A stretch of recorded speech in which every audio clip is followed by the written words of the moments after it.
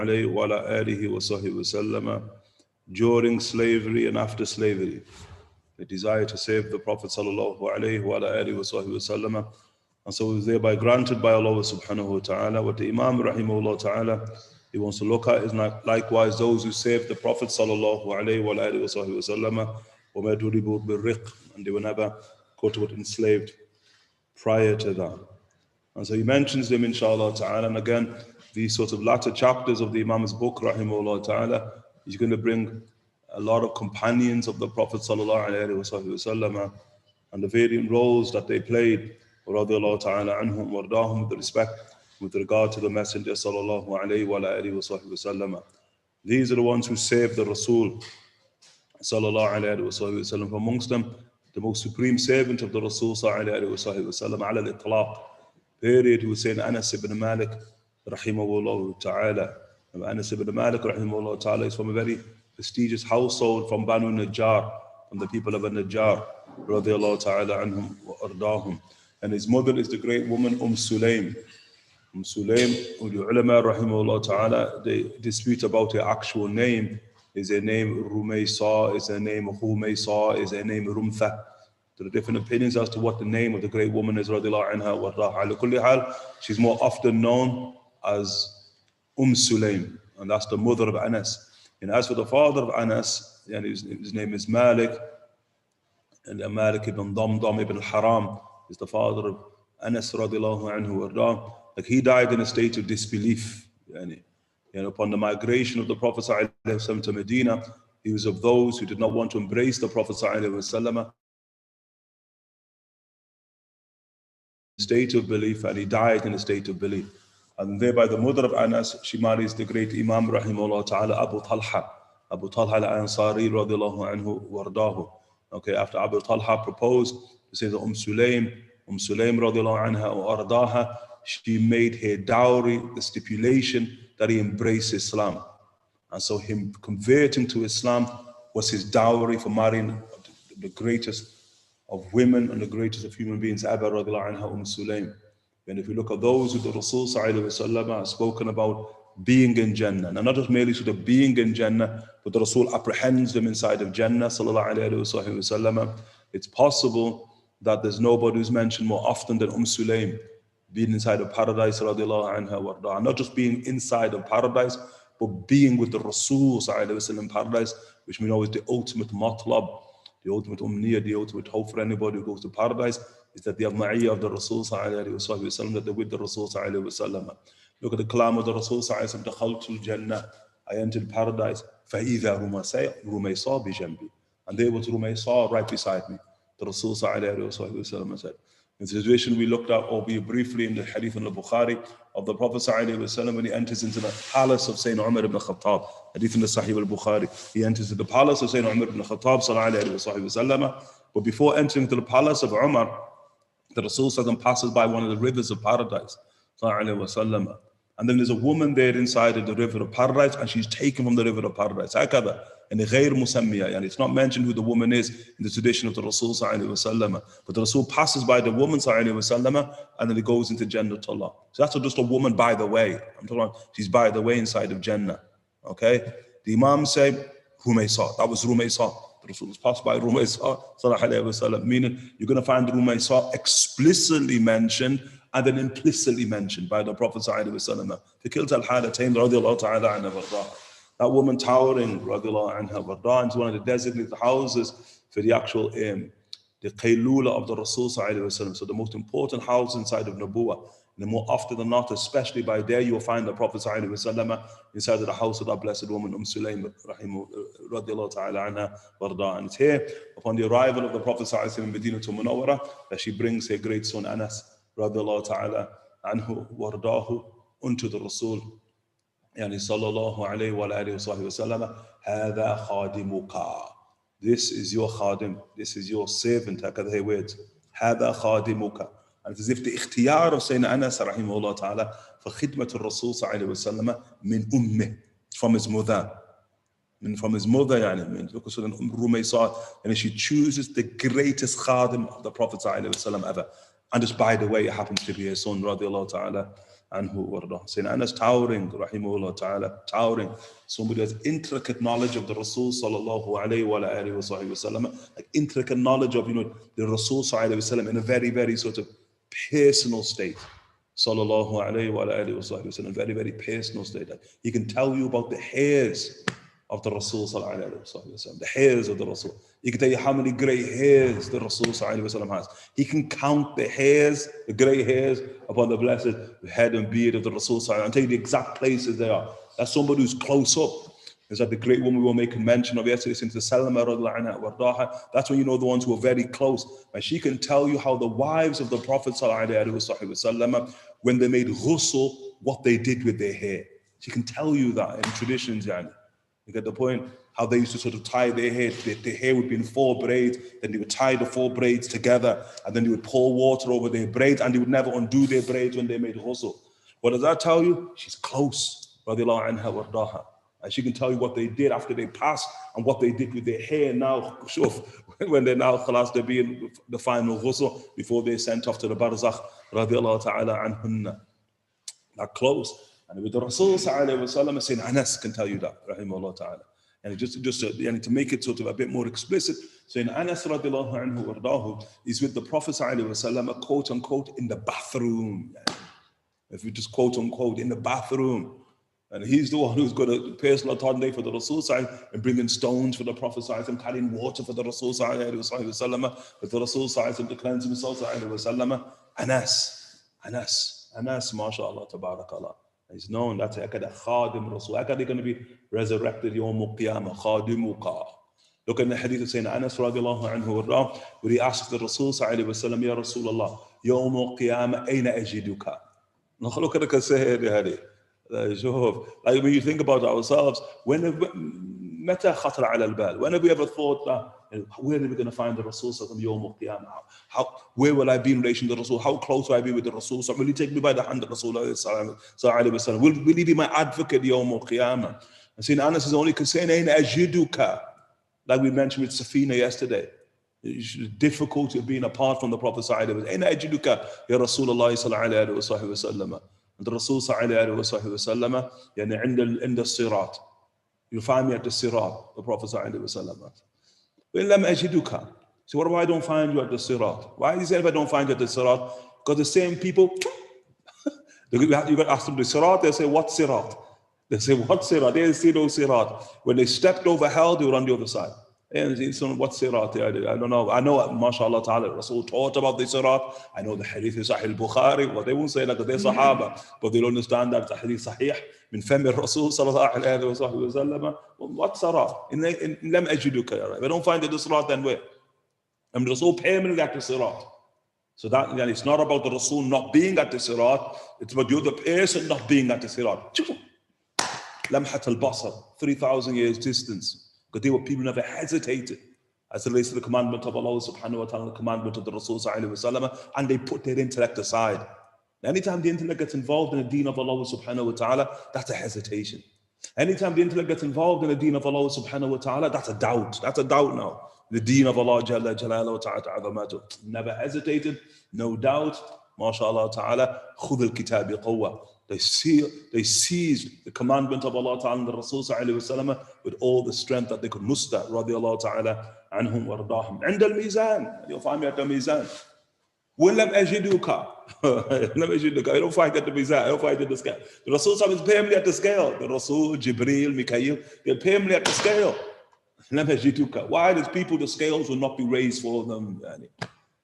From those who are extremely good, and likewise from those who are extremely wicked. There will be no scales raised for them whatsoever. Anas radiallahu anhu is a type of, mashallah, swagger. And you should say Anas, a confidence. But his confidence is with Allah subhanahu wa ta'ala. This is someone khadam, Rasulullah sallallahu alayhi wa sallam. Khadam, he saved the messenger of God sallallahu alayhi wa alihi wa sahbihi wa sallam. عند الحوض the Rasul عند الحوض يا أنس you catch me at the حوض ولأختي هذه المواضع ثلاثة. The Prophet ﷺ, it's going to be one of these three, ya Anas. Yani khalas, will you catch me there? Catch the Rasul sallallahu alayhi wa alihi wa sahbihi wa sallam. You know, the only concern of Anas was not himself, in the sirat, in the mizan, in the hawd, but Rasulullah sallallahu alayhi wa sallam. His concern is كيف أخدمك يا رسول الله يعني ذلك اليوم. How can I save you upon that day? Sallallahu alayhi wa alihi wa sahbihi wa sallam. The Master, rahimahullah ta'ala, saying Anas, radiallahu ta'ala anhu wardahu, may Allah subhanahu wa ta'ala places in his barakah. Because saying Anas has heirs. In every single generation there are heirs. Those who walk in the footsteps of saying Anas, rahimahullah ta'ala, the servitude of the Rasul sallallahu alayhi wa sahbihi wa sallam. خدمت رسول الله صلى الله عليه وسلم 10 سنين. 10 years, he said, I saved the Prophet sallallahu alayhi wa sallam. In the entire Madani period. He saves the Rasul sallallahu alayhi wa sallam. And him, alongside the Rasul sallallahu alayhi wa sallam, becomes, subhanallah, it becomes a shi'ar, it becomes an emblem of the Rasul sallallahu alayhi wa sallam. Anas, people understood his proximity to the Rasul sallallahu alayhi wa sallam and the love that he had for the Rasul sallallahu alayhi wa sallam and the love that the Rasul sallallahu alayhi wa sallam had for him. Look upon the death of the Rasul sallallahu alayhi wa sallam and the burying the Rasul sallallahu alayhi wa sallam. They now bury the Rasul sallallahu alayhi wa sallam. The one who's been charged with the burial of the Prophet sallallahu alayhi wa sallam is Sayyidina Ali, karamallahu wajhu. Sayyidina Ali, as we learned, is the husband of Sayyidina Fatima Zahra alayhi salam.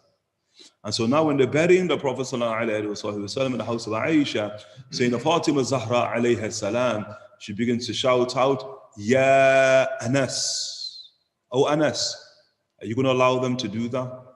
Are you going to actually allow them to do that? And what's interesting is Sayyidina Fatima Zahra alayhi salam, she doesn't call out her own husband, Sayyidina Ali, karamallahu wajhu, who's the one who's been charged with the burial of the Prophet sallallahu alayhi wa sallam. She calls out Sayyidina Anas. لِمَكَانَتِهِ عِنْدَ رَسُولِ اللَّهِ صَلَّى اللَّهُ عَلَيْهِ وَسَلَّمَ أَهْلُ الْبَيْتِ. And the Jew, mashallah, tabarakallah, to the position that he held with the Prophet sallallahu alayhi wasallam, and the position that he held with the family of the Prophet sallallahu alayhi wasallam, and the queen of the family of that, Sayyidina Fatima Zahra alayhi salam. That's Sayyidina Anas rahimahullah ta'ala, mashallah, tabarakallah.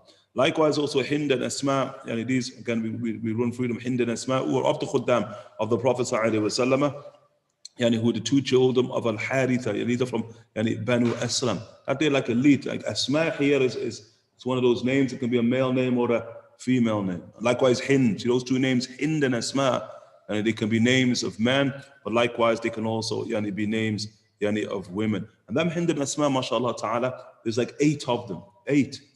All brothers, all 8 of them Sahaba, 8 brothers, every single one of them believers, Sahaba of the Rasul sallallahu alayhi wa sallam. One called Fadala, one called Malik, one called Salama, one called Khidash, one called Dhu'ayb, Hind, Asma, 8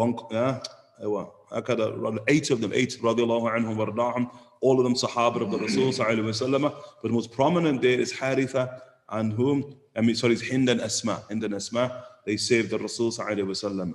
He mentions also Sayyidina Rabī ibn Ka'ab, radiallahu anhu, from Banu Aslam, just like Hind and Asma, they're from Banu Aslam, Aslamiyuna, as Imam radiallahu anhu, Imam Ibn Sayyid al-Nas, he says, Rabī ibn Ka'ab al-Aslamiyuna, in plurality, meaning referring also to Hind as well as Asma. They're from Banu Aslam. MashaAllah, Rabī ibn Ka'ab, famous, MashaAllah ta'ala, and min sa'alik sahaba. He's from those Sahaba, Taraka dunya, he has nothing to do with the dunya. And he took residency besides the Rasul sallallahu alayhi wa sallam inside the mosque. So he's from Ahlul Sufa, from those elite, radiallahu anhu, those spiritual masters amongst the Sahaba, radiallahu anhum, wardahum, and all of the Sahaba are spiritual masters. Ahlul Sufa, some of the Imams, rahimahullah ta'ala, that have the opinion that the people who call themselves the Sufiya, that they take their name from Ahlul Sufa, that their matlab, their ultimate desire in life is to imitate the people of the Sufa, who are called Jiran Rasulillah sallallahu alayhi wa sallam. And it's amazing how you have the Jiran. In Mecca, you have Jiran Allah, you have the neighbors of Allah Ta'ala. That's Quraysh. So the titles of Quraysh is Jiran Allah, the neighbors of Allah subhanahu wa ta'ala. But inside the Medina to Munawwara, you have Jiran Rasulillah sallallahu alayhi wa sallam. And that now don't relate to blood, doesn't relate to teen, but it relates to deen now. It's deen. It's to people of faith now who have quote unquote pitched their tent in the masjid of the Prophet sallallahu alayhi wa sallam at that raised platform, the back of the mosque, radiallahu anhum. As the Imams tell us, at a minimum, there were 70 of them. As a maximum, there were 300 at any one time living in the mosque of the Rasul sallallahu alayhi wa sallam. Obviously from the more famous ones, the likes of whom is saying Abu Huraira, from Ahlul Sufa, or likewise, you will say saying Abu Huraira, saying Abu Dhar al-Ghifari for the period, saying Abdullah ibn Mas'ud for the period. It's from the people of the Sufa, radiallahu anhu, saying Irbad ibn Sariyah, from the people of the Sufa, saying MashaAllah ta'ala. In Abdullah ibn Umar, look, Sayyidina Umar ibn Khattab, rahimahullah ta'ala, Sayyidina Umar, rahimahullah ta'ala, and as we mentioned, he kicked many persons out of his house. But one of the ones he kicked out of his house, Sayyidina Umar, was his own son, Abdullah. No, Abdullah, full man, so full masculinity, Sayyidina Abdullah, radiallahu anhu, but he kicked him out to go and live in the mosque, go and live with the Sufa. He go and live there amongst the people of the Sufa. Look at the Tarbiyah of Sayyidina Umar ibn Khattab. Once Sayyidina Abdullah ibn Umar now, as he sort of grows into manhood, it's at the period where now he's moving into manhood and his early teens, and go and live inside of the masjid. And so Abdullah ibn Umar, mashallah ta'ala, used to live inside of the mosque of the Prophet sallallahu alayhi wa sallam, and then take from the Imams of Sufa. And one of the things he used to take from them was the nature of their world, their dream world, isn't it? Their dream world, Hadith in Bukhari. And he would see that every morning after Fajr, the Sufa would surround the Prophet ﷺ, and they'd begin to tell the Prophet ﷺ their dreams. And so he's like, whoa, and he's like, sure.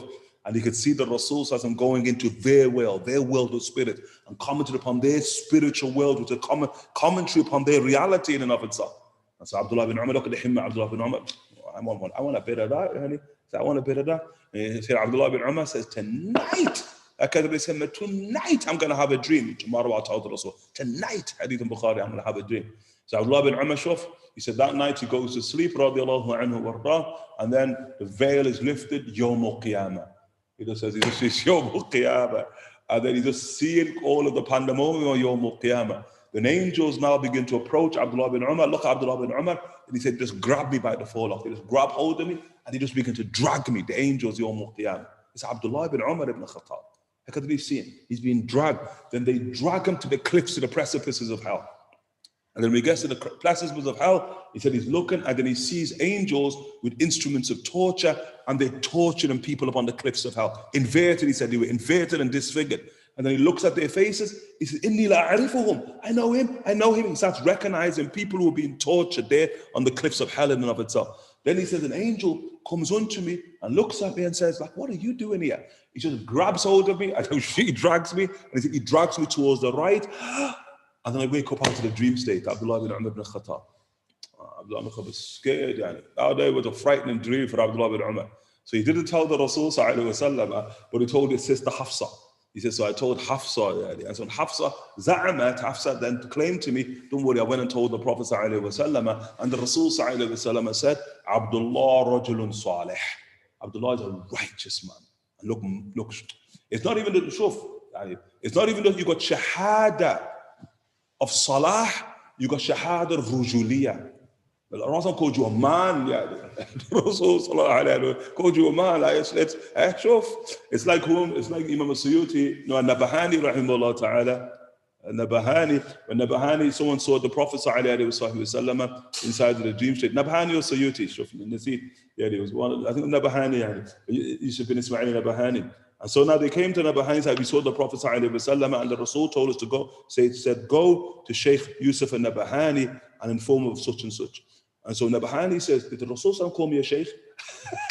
Did he say Shaykh Yusuf or did he just say Yusuf? Which one did he say? Yusuf or Shaykh Yusuf? He said, no, he said Shaykh Yusuf bin Ismail Nabahani. That's what he wanted.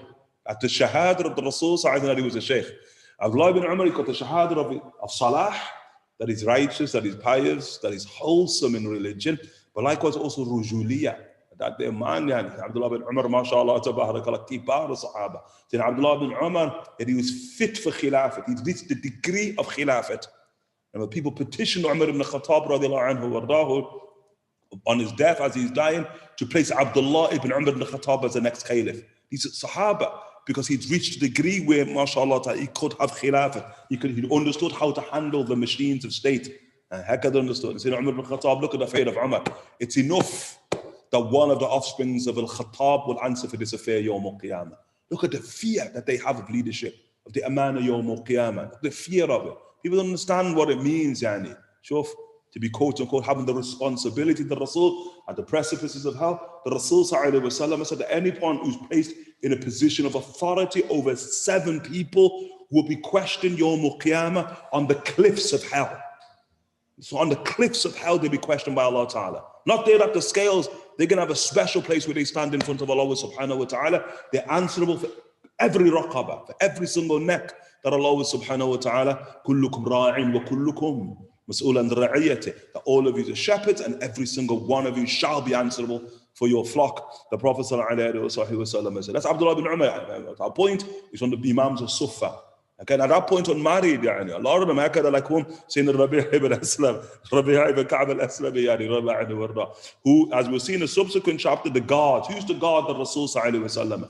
With the beginning of the fair, Rabī ibn Ka'b al-Aslami used to guard the Rasul ﷺ, and then when Allah subhanahu wa ta'ala reveals, Wallahu ya'asimukum min an-nas, Allah now will protect you from people. You have no need for God. They used to sleep on the door of the Rasul, on the doorstep of the Rasul ﷺ. The Rasul ﷺ, in the verses revealed, the Rasul now exits his house ﷺ. These are all dismissed. Everybody dismissed. Wallahu ya'asimuni min an-nas. Allah now will protect me. Min subhanallah. And Allah ta'ala will protect me. Everyone dismissed. And so thereby the Rasul enters into his house ﷺ, saying Rabī ibn Ka'b rahimahullah ta'ala, he said, Kuntu akhdim al-Rasul ﷺ nahari. Tula nahari. I used to serve the Prophet ﷺ all day long. All day long. He was from Sufa and he was unmarried. And all of his time was in the servitude of the Rasul ﷺ. But before he got into the servitude of the Rasul ﷺ, what was he? He was a bodyguard. He was on the doorstep. He said, by night, I would take to the doorstep of the Rasul ﷺ, and I would just sit on the doorstep. And he can tell you that then I can hear Hawi min baytihi. I can hear the Rasul ﷺ, Subhana Rabbil Azim. He said, I can hear the Rasul in prayer. I can hear the Rasul. Sami Allahu liman hamida. You can hear the Rasul in the process in prayer, in different positions in prayer. How can the tradition say in Sahih Muslim? The tradition say that Rabī ibn Ka'b privy to the prayer of the Rasul ﷺ. And he said to the point, how can he would say, he said, sometimes I'll be there, and then, just listen to the Rasul. Hakada goes to sleep, isn't it? Isn't it? SubhanAllah. Said, just listening to the Rasul all of his night inside of prayer. He said, to the point that my eyes, mashallah ta'ala, would overcome me. Hakada. What type of bodyguard are you? Rabī ibn Ka'b. You're meant to be awake. Why? Allah ya'asimuka min an-nas. Allah ta'ala protect me. Hakada he said. And so he says, once the Rasul comes out, the Rasul when he sees him, the Prophet says to him, he said, Allah subhanahu wa ta'ala protect me. I've dismissed every God. I'm in no need of a God. And so he says to the Rasul Ya Rasul, lastu harisa. I'm not a God. So the Rasul says, so what then are you? And then he says, well, I'm a khadim now.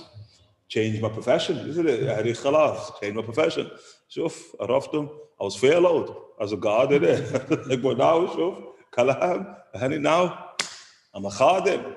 So the Rasul, look at the Prophet. Remember saying Anas rahimahullah ta'ala, he says, when we used to travel, whether we were at home, the Prophet saying Anas khadim Rasul, he said the Rasul used to save us more than we would save him.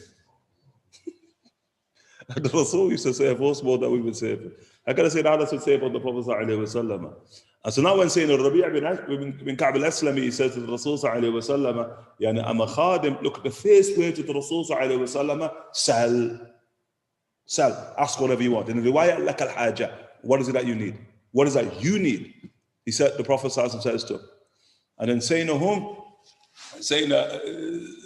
riwayat, one riwayah asked, and he says to the Rasul one riwayah, he says to the Rasul I ask for paradise, that Allah places me in paradise, and Allah protects me from hellfire. And then he looks at the Rasul and the Rasul just goes silent. The Rasul just goes silent on him, gives it a silent treatment. He says that to the Prophet ﷺ. You got to join between the riwayats here. Then in another riwayah, we're trying to join between them, he says to the Prophet ﷺ, Mahilni thalatha ayyam. Give me 3 days to think about it. And what I'm saying, you try to join, because when he asks for paradise, and he asks to be saved from hell, the Rasul, in a sense, Rabī. The Prophet is not happy with that answer. So the Rasul just goes silent, and it's not a silence where where silence is a sign of approval. It's not that type of silence, and he gets that. And so now, give me 3 days on this. And so he goes away and he thinks, And he comes back to the Prophet sallallahu alaihi wasallam, and then he says to the Rasul sallallahu alaihi wasallam, in his mind, he's saying, he says to the Prophet sallallahu alaihi wasallam, "As'aluka murafaqataka fil jannah." I ask for your companionship in paradise. Then he says to the Rasul sallallahu alaihi wasallam, "Ahu adak?" Like, is that the right one? Is that the thing I should? Ahu adak? Is that what I should ask for? And then the Prophet sallallahu alaihi wasallam, he says to the Rasul sallallahu alaihi wasallam, "Man alhamaka hada?"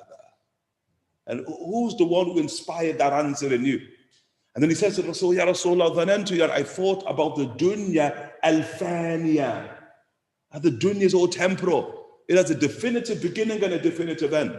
And quote unquote, the heart of Sayyidina Rabī ibn Ka'b and so much how long you serve the Rasul sallallahu alaihi wasallam in the dunya, if it's faniya, tanqata', it's going to serve, it's going to come to an end. And that's one thing they don't want to come to an end. His companionship with the Prophet sallallahu alaihi wasallam. The Prophet sallallahu alaihi wasallam says to him, "And who are that?" That's it. And then the Rasul sallallahu alaihi wasallam says, "Walaka dhak," and it's yours. You've got that. And then the Rasul sallallahu alaihi wasallam says, وَعِنِّي عَلَى ذَلِكَ بِكَثْرَةِ السُّجُودِ. But now you're going to have to quote, help me in that regard through a lot of prostration. Oh, the one who hears me in a state of prostration. Help me in that regard with a lot of prostration. What does the prostration mean? Not like salah, ruk'a, sujood. Yani, sujood al-shukr. وَلَكَ ذَاكَ, that's yours. Yani, خلاص, usjud lillah, اقترب. Prostrate to Allah Ta'ala, draw close to Allah subhanahu wa ta'ala through showing gratitude to Allah subhanahu wa ta'ala, for Allah subhanahu wa ta'ala now bestowing upon you eternality with the Rasul sallallahu alayhi wa alihi wa sahbihi wa sallam. Sure. Now he's got his companionship in the akhirah sorted out. The Rasul sallallahu alayhi wa sallam wants to sort out his companionship in the dunya. It's like, he ain't married. Like, goes there, Rasul, I'm not married. And he said, the Rasul sallallahu alayhi wa sallam goes quiet. And so the Rasul sallallahu alayhi wa sallam says to him, "You ain't married?" Again, he says, "Ya Rasulullah, I'm not married." So he said, the Prophet said, "And why are you married?" He says, "Ya Rasulullah, I don't really want a woman to distract me from your servitude."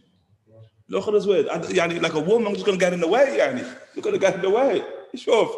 After the Rasul goes quiet. After the Rasul says, "You ain't married?" like 3 times. "You ain't married?" And he goes, "La, ya Rasulullah." And then he says, "Ya Rasul, I don't even have any money to marry a woman." Sure, mujarradeen, mujarradeen. Sure. And that's why people like, "Oh, I have no money, got no job, ain't got no degree, got no house." And it's not even the man even saying, even a woman goes, "Oh, he's got no job, oh, he's got no house. What degree he's got?" Look, shuf.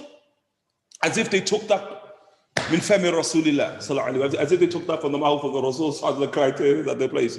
Subhanallah. And then they start professing, min religion and deen of Allah and spirituality and let every age cave kalam. Kalam. What type of kalam is that? Sure. There's no more good men in the world. What's no more good women? Naked in the balance. Sure, like a woman seeking who are you seeking? Look at who would marry Rabī ibn Ka'b al-Aslami, radiyallahu anhu warda. Sure, ain't got a bean to his name. He ain't got no house. He ain't got no food. He's got the clothes on his back. That's all he's got, radiyallahu anhu warda. And he sleep upon the doorstep of the Rasul side, and you say, "Oh, mashallah, Rabī ibn Ka'b." But I wouldn't marry him, like, you know what I mean? I wouldn't marry him. But mashallah, Rabī ibn Ka'b anyway, yeah. The age what we're in, isn't it? Subhanallah, the Sahaba. The people wouldn't even marry Abu Bakr as-Siddiq. Subhanallah. Kaif? Look at the Rasul sallallahu alaihi wasallam. Rasul says, "Go to such and such a tribe there." Rasul goes to such and such a tribe. Tell them the Rasul has sent you. There's a woman, Fulana. Tell them the Rasul says, you're going to marry her. They should marry you to her. Look how simple it is. So, he dash off on the order of the Rasul sallallahu alaihi wasallam to Fulan from the high of the Ansar. And he goes and he said, the Rasul sallallahu alaihi wasallam said, you're to marry me to such and such a woman, Fulana. He didn't mention the woman's name. You marry me to such and such a woman. And he said, the Rasul sallallahu alaihi wasallam said, such and such, so and so. We supposed to marry to so and so. He said, yes. He said, marhaba bi Rasulillah wa marhaba bi Rasuli Rasulillah. Look at it. Welcome. We embrace the Messenger of God. We embrace the one who's called on behalf of the Messenger of God. And so they marry, and he marry her, and she's yours, and marry her. He dashed back to the Rasul sallallahu alayhi wa sallam. He says, Ya Rasulullah, I ain't got no money for a mahar. Like, I ain't got no money for a mahar. I can't even give her a mahar. I can't even give her a dowry. So the Rasul sallallahu alayhi wa sallam summons some of the Ansar. He tells the Shuf, go and gather. Look at the Rasul. You know, a Noah, date stone. A date stone. The Rasul sallallahu alayhi wa sallam says, gather gold, the equivalent of a date stone in weight, bring it for the mahar. And so the Ansar gather it, give it to Sayyidina Rabī. He goes back to the tribe, they accept it. They don't care. They don't care how that nisbah to Rasul, innit? It connects to the Rasul. Like nowhere of gold. Not even, you wouldn't even call it a nugget. You'd call it a nug. I can't even call it a that's all. Khalas. Then he comes back to the Rasul sallallahu alayhi wa sallam. He says, Ya Rasulullah, what about the walima? I can't even afford the walima, yani. And so the Rasul sallallahu alayhi wa sallam, likewise, come as the Ansar, gather some money together so we can get a kabsha. We can get like one animal. We're saying Rabī ibn Ka'b inshallah for his walima. Look, Shuf, look at the tasheel there. But I think what's beautiful about that, at every single instant, he returns to the Messenger of God sallallahu alayhi wa sallam. Look, he ain't going to Fulan here. Where's the parents? Where's my father? Where's my mother? Where's my friend? Where's Rasulullah, Rasulullah, Rasulullah. Everything he wants to the Rasul sallallahu alayhi wa sallam. Why? Because it's the Rasul sallallahu who said to him, Sal, ask, lak al-haja. What is that you need? Sayyidina Rabī ibn Ka'b al-Aslami, rahimahullah ta'ala, Imam, rahimahullah ta'ala, of the Sahaba. Sayyidina Abdullah ibn Mas'ud, rahimahullah ta'ala, also of those who saved the Rasul sallallahu alayhi wa sallam. Abdullah, that day towering, that day of the greatest of the companions of the Prophet sallallahu al-Itlaq, yani, and of the most fascinating of them, saying Abdullah ibn Mas'ud, rahimahullah ta'ala, his biography and his virtues extensive, radiallahu ta'ala anhu, of the earliest believers, rahimahullah ta'ala, the very earliest. And they consider him one of the first 10 people to enter into the fold of Islam, and he's with the Rasul sallallahu alayhi wa sallam for the entire duration thereafter, except there's a period of time when he makes the migration. Saying Abdullah radiallahu anhu, yani to Abyssinia, radiallahu ta'ala anhu. He's from Banu Hudayl, one of the great tribes of Arabia, radiallahu ta'ala anhu, from beyond yani Mecca, yani al-Mukarramah, as you said, converting in a very early period of Islam and saving the Prophet sallallahu alaihi wasallam, saving the Rasul sallallahu alaihi wasallam when he walks amongst man, and saving the Rasul when he walks amongst jinn. As we looked at the tradition of the Nusaybiyin, that Khalas, Abdullah Mas'ud, he accompanies the Prophet ﷺ to the jinn when the Rasul now goes to recite the Quran to the jinn themselves, saying Abdullah radiallahu ta'ala anhu warda. And likewise of the great migrants to Medina to Munawwara, and of the first to migrate and to arrive inside the Medina to Munawwara, saying Abdullah ibn Mas'ud rahimahullah ta'ala, established as an imam. Saying Abdullah ibn Qais, Abu Musa al-Ash'ari rahimahullah ta'ala, he said when we arrived in Medina to Munawwara at Khaybar, and thereafter we would see Abdullah ibn Mas'ud rahimahullah ta'ala and his mother, the mother of Abdullah ibn Mas'ud. And Abdullah ibn Mas'ud is called Ibn Abd, the son of the mother of a slave. And he's not a slave, and his mother's not a slave. They're not slaves. They're Banu Hudayl, but like it used to be called, rahimahullah ta'ala, due to his faqar, due to his poverty, mashallah, tabarakallah, a man who, again, completely left the world, radiallahu ta'ala, and Abdullah Mas'ud, rahimahullah ta'ala. He used to say, Abdullah, Abu Musa al-Ash'ari, he said, we used to think that Abdullah Mas'ud and his mother were from Ahlul Bayt, because they came to and fro from the house of the Prophet ﷺ as if they were one of the house of the Rasul ﷺ. In the traditions of Abdullah Mas'ud rahimahullah ta'ala, the Rasul summoned me, and the Rasul said, now Abdullah, with the veil that exists between people and I remove it from you. Look, the veil, I'm removing the veil that separates you from me. Abdullah Mas'ud elite, he said, I took 79, I took 79 surahs directly from the mouth of the Rasul. So I say, he's not talking about hearing the Rasul inside of Salah. He's talking about the Rasul talqeen. The Rasul is teaching him 79 surahs of the Quran sallallahu alayhi wa sallam bilughat al-Hudayl, in the language of Hudayl as well, one of the 7 unzil al-Quran ala sabati ahruf. In the hadith in Sahih al-Bukhari, the Quran being revealed in 7 different dialects, 7 different major ways of recitation, in according to the 7 major dialects of the Arab, from amongst them Hudayl, the language of Hudayl. And that's why we're saying Uthman ibn Affan, rahimahullah ta'ala, in the age of Uthman, saying Abdullah dies in the age of Uthman, radiallahu anhu, in the age of Uthman, and Uthman now quote unquote, for reasons, not necessarily our dars, but he standardizes now the recitation of the Quran to the dialect of Quraysh, to that one dialect of Quraysh. He standardizes it. Sayyidina Uthman ibn Affan, rahimahullah ta'ala, and the other 6 major dialects, Sayyidina Uthman ibn Affan now puts aside. But one of those major dialects was the dialect of Abdullah, the dialect of Hudayl, which is like, I took this from the mouth of the Rasul, sallallahu alayhi wa sallam. Allah Mas'ud says, never. You think I'm going to give that up? You give that up? And then the commandment of Sayyidina Uthman ibn Affan is nobody to recite, except, quote unquote, in the dialect of Quraysh, the Quran now. Allah Mas'ud said, I ain't listening to that. Allah Mas'ud. And then it becomes contentious amongst the companions. They impressed upon Allah Mas'ud, you got to listen to the caliph there. And this is for the betterment of the ummah here. And so Abdullah Mas'ud said, look, I got it. And so he never used to recite it in public, but he always maintained his dialect in private, saying Abdullah Mas'ud. This is a man, for a period of time, he would only speak in the Quran. I mean, it's only, anything that come out of his mouth, conversation with human people, was only Qurani. Allah Mas'ud, subhanallah, towering, khadim of the Rasul sallallahu alayhi wa sallam. He said he's sahib al-wada'a. So he's the one who has the wada'a of the Rasul sallallahu alayhi wa sallam, the utensil the Rasul makes wudu from. Hakada sahibu. Sahib al-wisada is the wisada of the Rasul. He has the wisada, the cushion, the pillow of the Rasul. Hakada Allah Mas'ud radiallahu anhu warda. Riwayah also, sahib al-mirwah, is sahib of the staff, the asa of the Prophet sallallahu alayhi wa sallam, the harawa. He's sahib of the actual staff of the Prophet sallallahu alayhi wa sallam. He carries it, the staff of the Rasul sallallahu alayhi wa sallam. In the riwayah, if you see the Rasul sallallahu alayhi wa sallam, Rasul, he's a presence, the Messenger of God sallallahu alayhi wa sallam.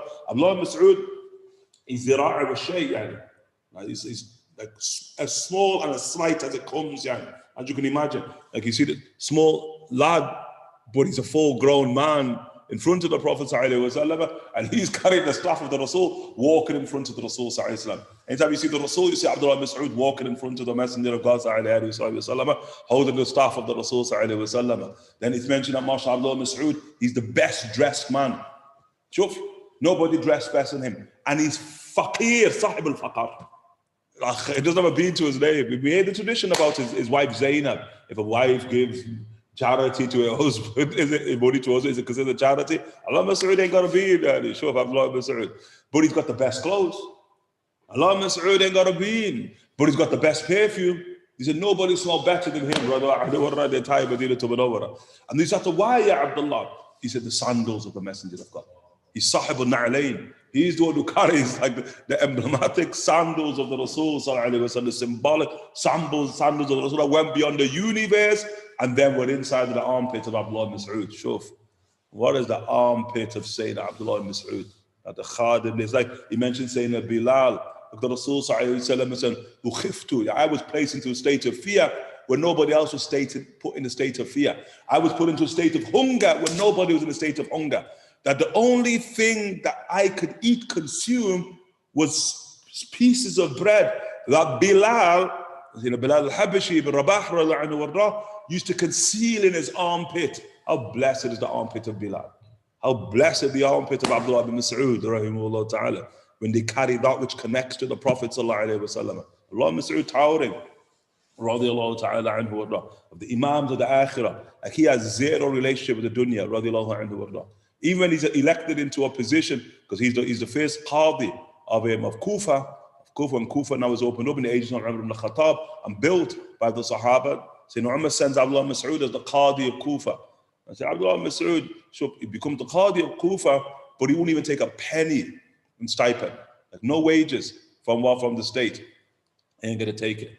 And doesn't take it from Umar after Umar passes. He doesn't take it from Uthman, not even a penny. Are you sure?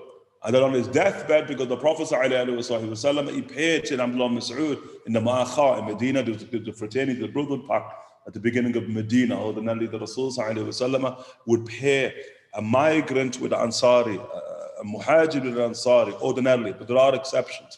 From amongst the exceptions there is 2 migrants who pay together. One, Sayyidina Abdullah Mas'ud. 2, with Sayyidina Zubayr ibn Awam, we spoke about his mother, Sayyidina Safiya, yesterday. So they were paired together, Abdullah ibn Mas'ud and Sayyidina Zubayr ibn Awam. And so for the deathbed of Sayyidina Abdullah ibn Mas'ud, Zubayr radiallahu anhu wardahu, he says to Abdullah radiallahu anhu wardahu, what have you left for your children? And you're now about to move on, your next journey in life. What is it that you've left for your children? And he said, I've left for them Surah Al-Waqi'ah. I've left for them Surah Al-Waqi'ah. So Abdullah Mas'ud, one who relates to the tradition of the Rasul Sahihah, that whoever recites Surah Al-Waqi'ah fil ashi, whoever recites the Waqi'ah and the ashi, yani between Asr and Maghrib, or between Maghrib and Isha, yani in the afternoon, whoever recites it, then they will be protected from poverty. Look, he lived with that tradition. He's one who relates the tradition and preserves it for us, Abdullah Mas'ud. And then he lived with the tradition, radiallahu anhu warda. Subhanallah. And so now he says, I've left them Surah Al-Waqi'ah. So that's what I've left. I've left them. Waqi'ah. That's it. Intel Kalam. And then Sayyidina Abdullah Mas'ud passes away. And it's amazing to see how Allah also organizes the affair of his people. Yeah. Because now he's left his children Surah Al-Waqi'ah. And all the children of God is Surah Al-Waqi'ah. And all they recite Surah Al-Waqi'ah at the time stipulated by the Rasul sallallahu alayhi wa sallam. But look how Allah Ta'ala, Subhanallah, sakhara lana hada. Look how Allah yusakhir. So Allah Ta'ala takes Sayyidina Zubayr ibn Awam, sends him all the way to Uthman ibn Affan. And so Sayyidina Zubayr goes to Uthman ibn Affan, who's the caliph now, it's the age of Uthman, and he says, Ya Uthman, Abdullah ibn Mas'ud passed away. Radiallahu Ta'ala anhu warda. He says, you know, since he's been elected into office there as the Qadi al-Qudat there, he's never took a single penny in wages. Yani, we're speaking like around a 20-year period here. He's never took a single penny in wages. Never took a single penny. Tayyib, give me all his wages. I want every last penny the state owes him.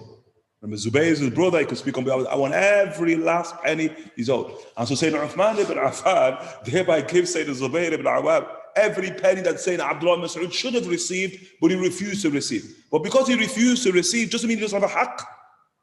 It's if you could imagine it, it's like every month they quote unquote, they've got his check waiting for him and he doesn't cash his check.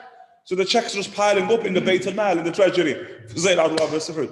Sayyidina Zubayr ibn Awam, come give me that. Sayyidina Zubayr, take all of that, gives it to the children of Abdullah Mas'ud. Sure. And look, Abdullah Mas'ud, salim ma'allah. His heart ma'allah salim. He never took from the dunya. He just relied upon Allah subhanahu wa ta'ala. The children of Abdullah Mas'ud, salim ma'allah. Salim. Because they never, Baba this, Baba that, Baba, what about a new pair of Nikes? Baba, what about quote unquote a new pair of Baba. Baba says, Waqi'ah. إذا وقعت الواقعة ليس لوقعتها كاذبة. هكذا Baba give you yani. Sure. And so they're salim ma Allah subhanahu wa ta'ala, but look how Allah ta'ala arranges for them. Then now the money comes to them without them even desiring that money, through the tarbiyah of their father. Radiallahu ta'ala anhu warda. May it remind you of the tradition of the Prophet sallallahu alaihi wasallam of two men who Allah subhanahu wa ta'ala gives dunya to. Remember, dunya and amana. The hadith in the Sahih, that Allah Ta'ala gives two men, dunya, raft, as an amana. And then amatahum Allah ba'da hin. Allah Ta'ala takes their life after a while, after they've lived the life. And then Allah Ta'ala resurrects the first one. You know the wealth that I gave you? What did you do with the wealth I gave you? Allah subhanahu wa ta'ala asks him, the Prophet sallallahu says, he says, Ya Allah, that wealth, I left it behind my children, so that my children will be okay. I left it behind for them. And so Allah subhanahu wa ta'ala said, are you never relied upon me? Have you never relied upon me, Yani? So, you left it behind for your children out of fear of poverty for your children. Are you never relied upon me? Allah subhanahu wa ta'ala says, so what you feared for your children, I've inflicted them with. Sure, what you feared for your children, poverty, I've inflicted them with. Sure. Next man, Allah ta'ala asked him, the wealth I gave you in the dunya, resurrected in the barzakh. Question, what the wealth I give you inside of the dunya, what did you do with it? He said, Ya Allah, now you gave me that wealth to spend in your way. So I spent the money in your way, Ya Allah. And Allah Ta'ala says, and what about your children? And he says, Ya Allah, I relied upon you. The logic is, you gave it to me, well, you can give it to them as well. That's the logic. It came to me from you, and it can come to them from you as well. I spent all that money in your way. Sadaqah and mashallah, tabarakallah. And I relied upon you in regards to my children. Allah Ta'ala says, as for your children, I've taken care of them. So, أكذا يعني the Imams of the Sahaba understand radiallahu anhu وارضاهم. And other companions like Sayyidina Uqba ibn Amir rahimahullah ta'ala, from the Khadim of the Rasul sallallahu alayhi wa sallam, of the great Imams of knowledge and all the sciences of knowledge, of the greatest reciters of the book of Allah subhanahu wa ta'ala, of the greatest Imams in terms of understanding of the law, of the greatest Imams inside the science of inheritance radiallahu anhu wardah, of the supreme bowers and archers. And he's saying, Uqba ibn Amir rahimahullah ta'ala, they said, mashallah ta'ala, to his dying day, yani, radiallahu anhu, used to have 70 bows, 70 bows, yani.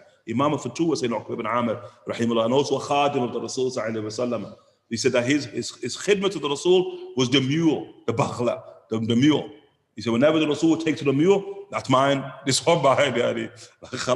He's the one who's always lead the mule of the Rasul, as the Rasul is upon his mule, going through Medina. Hakada said Uqba ibn Amir, rahimahullah ta'ala. And what's amazing now, the Imams here, look how they present even the slightest khidmah that you did for the Rasul with regularity, min khuddamihi. And Sayyidina Uqba ibn Amir rahimahullah ta'ala, obviously, yani mashallah, Sayyidina Bilal al-Habashi rahimahullah ta'ala, yani ma'roof, Sayyidina Bilal radiyallahu anhu warda. The Rasul sallallahu hears the footsteps of paradise ahead of him inside of Jannah.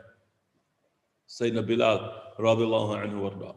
Why? In a riwayah, because the purity of his heart. Yani. When the Rasul said, why is it that I hear your heart like that? Sayyidina Bilal rahimahullah ta'ala. And Bilal said, I never go to sleep by night holding any rancor in my heart for any human being. Like if I've got a problem with somebody, by the time I've got to get rid of it by the time I lay my head down to rest by night. It's one of the most important attributes for the believers and those who seek wilayah. It's called salamat al-sadr. Salamat al-sadr is the heart cleansed. Like Allah Ta'ala in the great dua, لا تجعل في قلوبنا غلا للذين آمنوا.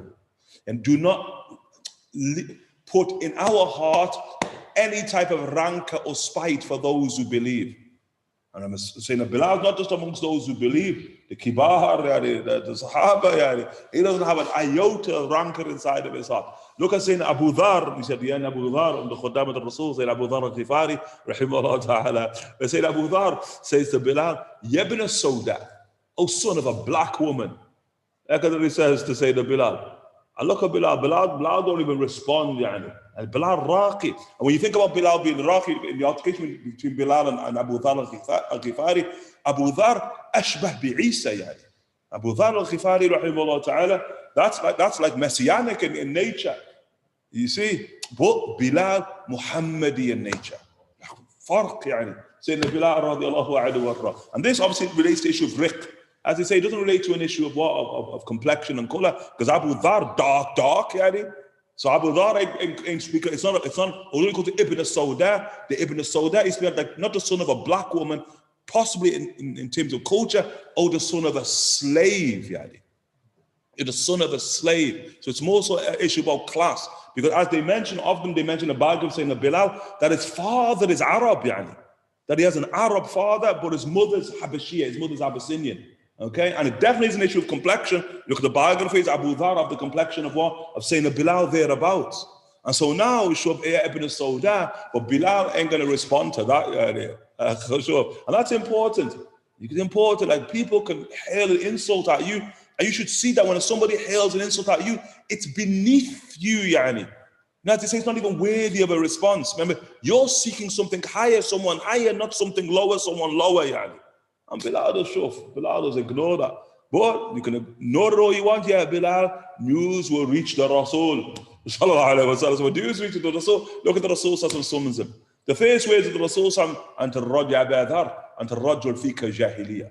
I see you, Abu Dhar, jahiliya. You're a man who has jahiliya inside of you. And look at the Rasul sallallahu alayhi wa sallam. Look, are you going to abuse a man through his mother? And the mother of Bilal, mashallah, that's of the earliest believers. The mother of Bilal, radiallahu anha wardaha. The mother of Bilal, and look, we often see what Bilal went through, ahadun ahad. And so we should speak about what Bilal went through, radiallahu anhu, in the early days of Mecca, immortalized to Yawm al-Qiyamah. But his mother went through very similar torture for her faith. They used to say that the Umar ibn Khattab in his days of kufr, he used to take the mother of Bilal and whip her, yani. He would whip her. Umar, 9'2" man of steel. Umar ibn Khattab, radiallahu anhu, warda. Umar ibn Khattab, see like your ear, he could grab his ear. Umar, I couldn't do it. Umar could grab his ear, must have long arms. His ear, he could jump through his arms onto a horse. Umar was an acrobat, yani, gymnastic with 9'2" full of steel, of the best wrestlers, best. Umar, I'm smart, that Rijal Umar ibn Khattab, radiallahu anhu warda. Yani, just to give, I didn't want to give you, but I'll give you it, because I want to stress a point. I didn't want to give you, but I'll give you it. People saying, like, oh, you always say you're going to, and then you start saying, sure. Saying Umar ibn Khattab, there's an incident, this in Khilafat Umar ibn Khattab, where he whips one of his sons, Umar ibn Khattab. His son has the had. And so Umar ibn Khattab has a had. One of the sons of Umar ibn Khattab has committed a felony such that he has to be punished by the state. In the age of Umar. So now he has to be whipped. They're whipping the son of Umar ibn Khattab. Umar ibn Khattab present as his son's being whipped. And Umar ibn Khattab's feeling in his heart, shuf. You know what's one? But just as you go to hit him, you pull it back. They pull him back. Why? Because it's the son of Umar and Umar present. Shuf. Umar ibn Khattab, that's not how you whip. Umar ibn Khattab, this is justice. Doesn't matter whose son it is, doesn't matter who's present. Justice is justice, yani. And it's like the Prophet ﷺ, when the Prophet in Mecca, where there's a woman from Banu Makhzum. There's a Makhzumiyya, a woman from Banu Makhzum, of the 9 inner clans, aristocrat, Qurayshiyya, she steals, and she's caught, and she's convicted. The had is to cut off her hand. Banu Makhzum, like, why are you going to cut off the hand of this woman? Yani? She's Makhzumiyya, yani. How are you going to cut off her hand? So do you want to know how then do we intercede? Intercession with the Rasul. Who can speak to the Rasul to convince the Rasul not to establish the had? So this is only one person who's got the Prophet Usama ibn Zayd. Go to Usama ibn Zayd. Usama will hear what you got to say. Usama will speak to the Rasul. And so they go to Usama ibn Zayd. Usama young, Usama like 14, 15 years of age. So Banu Makhzum go to Usama and convince Usama to go to the Rasul that Banu Makhzum, instead of having their hand cut, they'll just pay the penalty. They'll pay a penalty. When it comes to the Rasul ghadib, ahib ibn al-hib, became angry, sallallahu alayhi wa sallam, the beloved, the son of the beloved, saying Usama. And look at the Rasul, and the faqir, this way is painful. Like, they forced the Rasul to say this. What did he say? If my daughter Fatima was to steal, her hand would be cut off. I mean, you made the Rasul say that, yani. Obviously, mustahil saying a Fatima and whatever, but the Rasul is trying to stress a point. This is Amrullah. This is Haddullah. This is the had of Allah subhanahu wa ta'ala. Nobody interferes in the had of Allah Jalla Jalaluhu ta'ala azamatuh. Ibn Khattab takes the whip and starts whipping his son to finish. By the time he's finished, saying Umar ibn Khattab, whipping according to the Sharia, his son is dead. His own son is dead, saying Umar ibn Khattab, rahimahullah ta'ala. That Umar, when he whips, just in accordance with the law, never mind if he moved beyond it, the strength of Umar ibn Khattab, he whipped the mother of Bilal with all of his strength. In the tradition, until Umar ibn Khattab got no more strength left. Umar ibn Khattab, Bilal's mother would say, is that all you've got? Is that all? You think I'm going to leave my religion because of that, yani? Is that all you've got? Look at the mother of Bilal, radiallahu anha, wardaha. And it's that mother of Bilal that said Abu Dharr al-Ghifari was finding fault with Bilal in. So that day the Rasul said, Anta rajul fika jahiliyyah. It reminds you of jahiliyyah inside of you. Clear. The jahiliyyah inside of you. Subhanallah. And so Abu Dharr al-Ghifari, rahimahullah ta'ala, he goes back to Bilal and he's begging Bilal for forgiveness. Now, how could you see Muhammadiyah? This is Muhammadiyah now. What does Bilal say? I forgave you before you did it. I forgave you before you did it, yani. Do you actually get that? You know, there are Imams, rahimahullah, when they speak about the purification process, that the purification process often is like what's taken root in the heart. How do we untie it? Uproot it, cast it out of the heart. That's part of the process. Then we understand prevention is better than cure. So we learn that when things hit our ear, then to deflect them so they come out of our ear, that they don't reach the heart. Then we learn, mashallah, tabarakallah, to close off the ear, isn't it? Like you'd see the Rasul from the Sunnah of the Rasul sallallahu alaihi wasallam. That's a Sunnah. Sunnah. The Rasul who put his fingers in his ear, if quote one man is chatting nonsense, or there's anything that can enter it. Look, the Rasul. Echoed the Prophet. Even from the Mubah, as in the hadith with the Ra'i of the Prophet sallallahu alaihi wasallam. So you shut it off. Either you shut it off this way, or you make sure you don't be in the presence of people who quote what can affect your relationship with Allah subhanahu wa ta'ala. He said it gets to a point, prevention better than cure, that shuf. You know when somebody's about to, you can see it come from all there, you can see somebody it's about to be stayed in their heart to reach their tongue, you're gone. And that's in the world of the unseen likewise. You know when the devil pulls back his bow, and you've gone, yani. Everyone got the point? Yani, before it even manifests, you can deal with it. That's the highest degree. And Saint Bilal's demonstrating that. I forgave you before you did it. Before it manifested on Abu Dhar, Bilal knew what was coming. He's not forgiven him upon performance of the act. He's forgiven him before the act is even performed. Now that's a degree, yani. Why the Rasul hears the footsteps of Ibn Rabah, radiallahu anhu wardahu, mashallah ta'ala, inside of Jannah. And right ahead of him, and right understood above him. Ain't no one above the Rasul sallallahu alaihi wasallam, but it just speaks about the elevation of Sayyidina Bilal, radiallahu anhu, the Rasul yasuquhu fil Jannah. As the Rasul sallallahu drives him to his maqam, he said the Jannah to Allah, Sayyidina Bilal al-Habashi, rahimahullah ta'ala. Hakada the Imams, rahimahullah ta'ala, Sayyidina Sa'ad, and that's all of the Sa'ad ibn Ubadah, Sa'ad ibn Abi Waqqas, Sa'ad ibn Mu'adh, all of them are khuddam of the Rasul sallallahu alaihi wasallam, the Sa'ads, Dhu Mikhmar, the paternal cousin of the Negus. Look at the Negus there.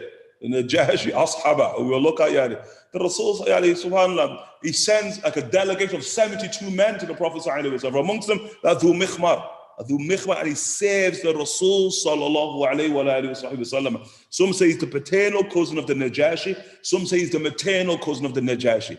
Dhu Mikhmar, Khadim of the Rasul. And he's from the royal court of Abyssinia, yani. Sure. And a great number of them, mashallah, came over to save the Prophet, men and women.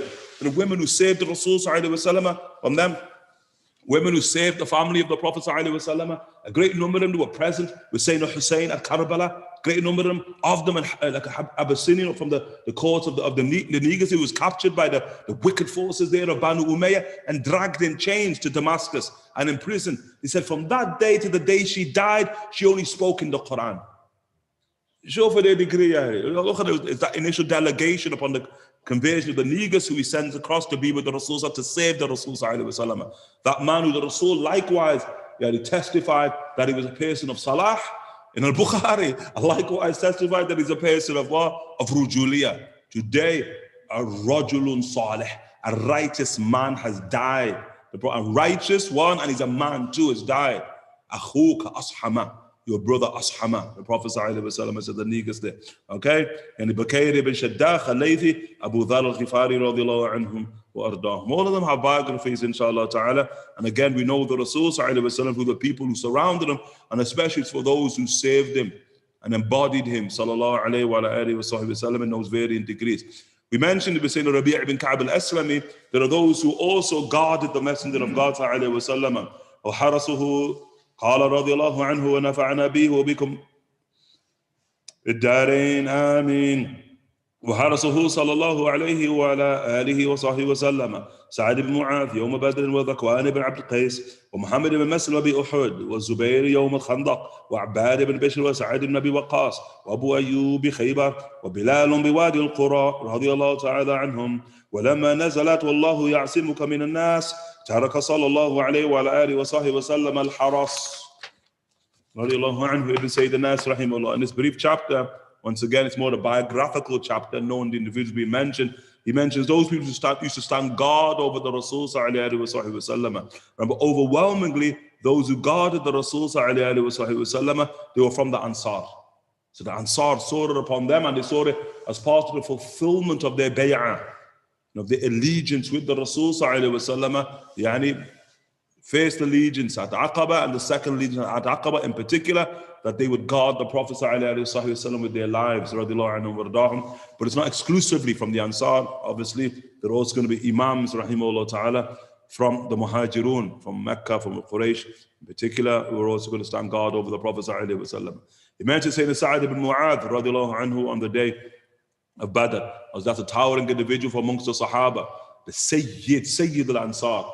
And the Prophet sallallahu alaihi wasallam, the Rasul sallallahu alaihi wasallam, and Sayyidina Sa'id ibn Mu'adh entered into the presence of the Prophet sallallahu alaihi wasallam and the Sahaba. The Rasul sallallahu alaihi wasallam, "Qumu li sayyidikum." Everyone stand for your Sayyid. Everybody stand for him. That's Sayyidina Sa'id ibn Mu'adh rahimahullah ta'ala, Imam of the Ansar of Banu Aus rahimahullah ta'ala. Okay, and who dies obviously one of the great casualties at the battle of what? At the battle of Khandaq after Qurayza, but at the battle of Khandaq, he was injured at Khandaq radiallahu anhu ardahu, and when he died in the throne of Ar-Rahman, Arsh Ar-Rahman ihtaz, it shuddered, yani, shook. From the throne of Allah subhanahu wa ta'ala, it shakes for two reasons. It shakes out of sadness, or it shakes out of happiness. Okay, like out of sadness, the Rasul sallallahu alayhi wa sallam, he said when a man divorces his wife, that the throne of Allah subhanahu wa ta'ala shakes. Yeah, that note, it could shake out of sadness or it could shake out of happiness. Depends. Imsak bil ma'roof or tasrih bil ihsan. Allah subhanahu wa ta'ala says, you maintain the woman in ma'roof, in what is good, or tasrih bil ihsan, or in a way that's even better. And it's the throne, it shakes out of happiness, but it can also shake out of happiness. I mean, out of sadness, likewise. But with Sayyidina Sa'id ibn Mu'adh, rahimahullah ta'ala, that was happiness. In the tradition, it said, Farhan liqudum ruhi Sa'ad, that the throne now was happy, that the soul of Sayyidina Sa'id ibn Mu'adh was now ascending. MashaAllah, tabarakallah, unto it. Yani. Remember, the Aus, by and large, the entire Aus, they became Muslim because of him. And he becomes Muslim because of Sayyidina Mus'ab ibn Umair. Sayyidina Mus'ab conveys Sayyidina Sa'd. And Sayyidina Sa'd, when he goes to Banu Aus, he's the chief of Banu Aus. When he goes to Banu Aus, he says, look, you get the point. I'm going to tell you something. And if you don't embrace what I've got, I ain't going to deal or speak with any of you again. And he's the chief, yani. He said, what is that you've got? And so he presents Islam to them. They all take Shahada, yani. And he Banu Aus from Sayyidina Sa'id ibn Mu'adh, rahimahullah ta'ala. And he protects the Rasul sallallahu alayhi wa sallam on the day of Badr, and that's an Imam, rahimahullah ta'ala. An Imam, subhanallah. Sayyidina Sa'id radiallahu ta'ala anhu. Yani wa ardahu, subhanallah. And on the day of Uhud, Sayyidina Sa'id ibn Mu'adh, rahimahullah ta'ala, he said he saw the uncle of Sayyidina Anas. Okay, the uncle of Sayyidina Anas ibn Malik, whose name is Anas ibn Nadar. His name is Anas ibn Nadar, yani. And the Anas ibn Nadar, very, very special. Anas ibn Nadar, rahimahullah ta'ala. Sayyidina Anas, rahimahullah ta'ala, used to say about his uncle, remember, they share the same name, Anas ibn Malik and Anas ibn Nadar. Okay? So Anas is Anas ibn Malik, ibn Nadar, ibn Damdam, ibn Haram. That's his lineage. So his uncle Anas ibn Nadar there, Sayyidina Anas, rahimahullah ta'ala, used to say, the verse where Allah subhanahu wa ta'ala says, مِنَ الْمُؤْمِنِينَ الرِّجَالِ صَدَقُوا مَا عَدَ اللَّهُ عَلَيْهِ, that we used to believe that verse was revealed by Anas ibn Nadar there. He's of those min al-mu'minina rijal, for amongst the believers, a true man, صَدَقُوا مَا عَدَ اللَّهُ عَلَيْهِ, that they were true to the covenant that they took with Allah subhanahu wa ta'ala. And so the day of Uhud, there, when now the Sahaba, quote unquote, they don't discipline, the element of the Sahaba on discipline with regard to the commandments of the Prophet sallallahu alaihi wasallam, they lose their discipline, and now pandemonium ensues on the battlefield to the point that there's what called friendly fire of the believers are killed by other believers because of the confusion that's taken place upon the battlefield. And so when Anas ibn Nadar sees that, sees what's going on, he looks at the Quraysh who are now returning from the mountains, and now wars reenacted now on the battlefield of Uhud, and he says to Allah subhanahu wa ta'ala, Allahumma inni ubarri'u nafsi mimma sana'a ha'ula. Oh Allah, me, I'm free and innocent of what these people have did and that now they're doing. Killing companions of the Rasul, over 70 companions of the Rasul killed upon that day. The head of them saying Hamza, radiallahu anhu warda. And then he looks at the companions of the Rasul sallallahu alayhi wa sallam. He says, Allahumma inni ubarri'u nafsi mimma sana'a ha'ula. Oh Allah, I've got nothing to do with what they've did. Why? Those who disobeyed the Rasul were undisciplined, lost discipline, quote unquote, in the midst of war when they believed the battle to be over. Okay, it's not over till the Rasul sallallahu alaihi wasallam says it's over. The explicit commands of the Rasul sallallahu alaihi wasallam. And so thereby he looks and he says, saying Anas ibn Nadar, وَإِنِّي أَشُمْ رَائِحَةُ الْجَنَّةِ مِنْ تِلْقَاءِ أُحُدٍ. And I can now smell paradise from the direction of Uhud. So he goes toward, what way is he going? To the direction of Quraysh. He wants to unsheath. And when he goes in that way, Sa'd ibn Mu'adh in front of him.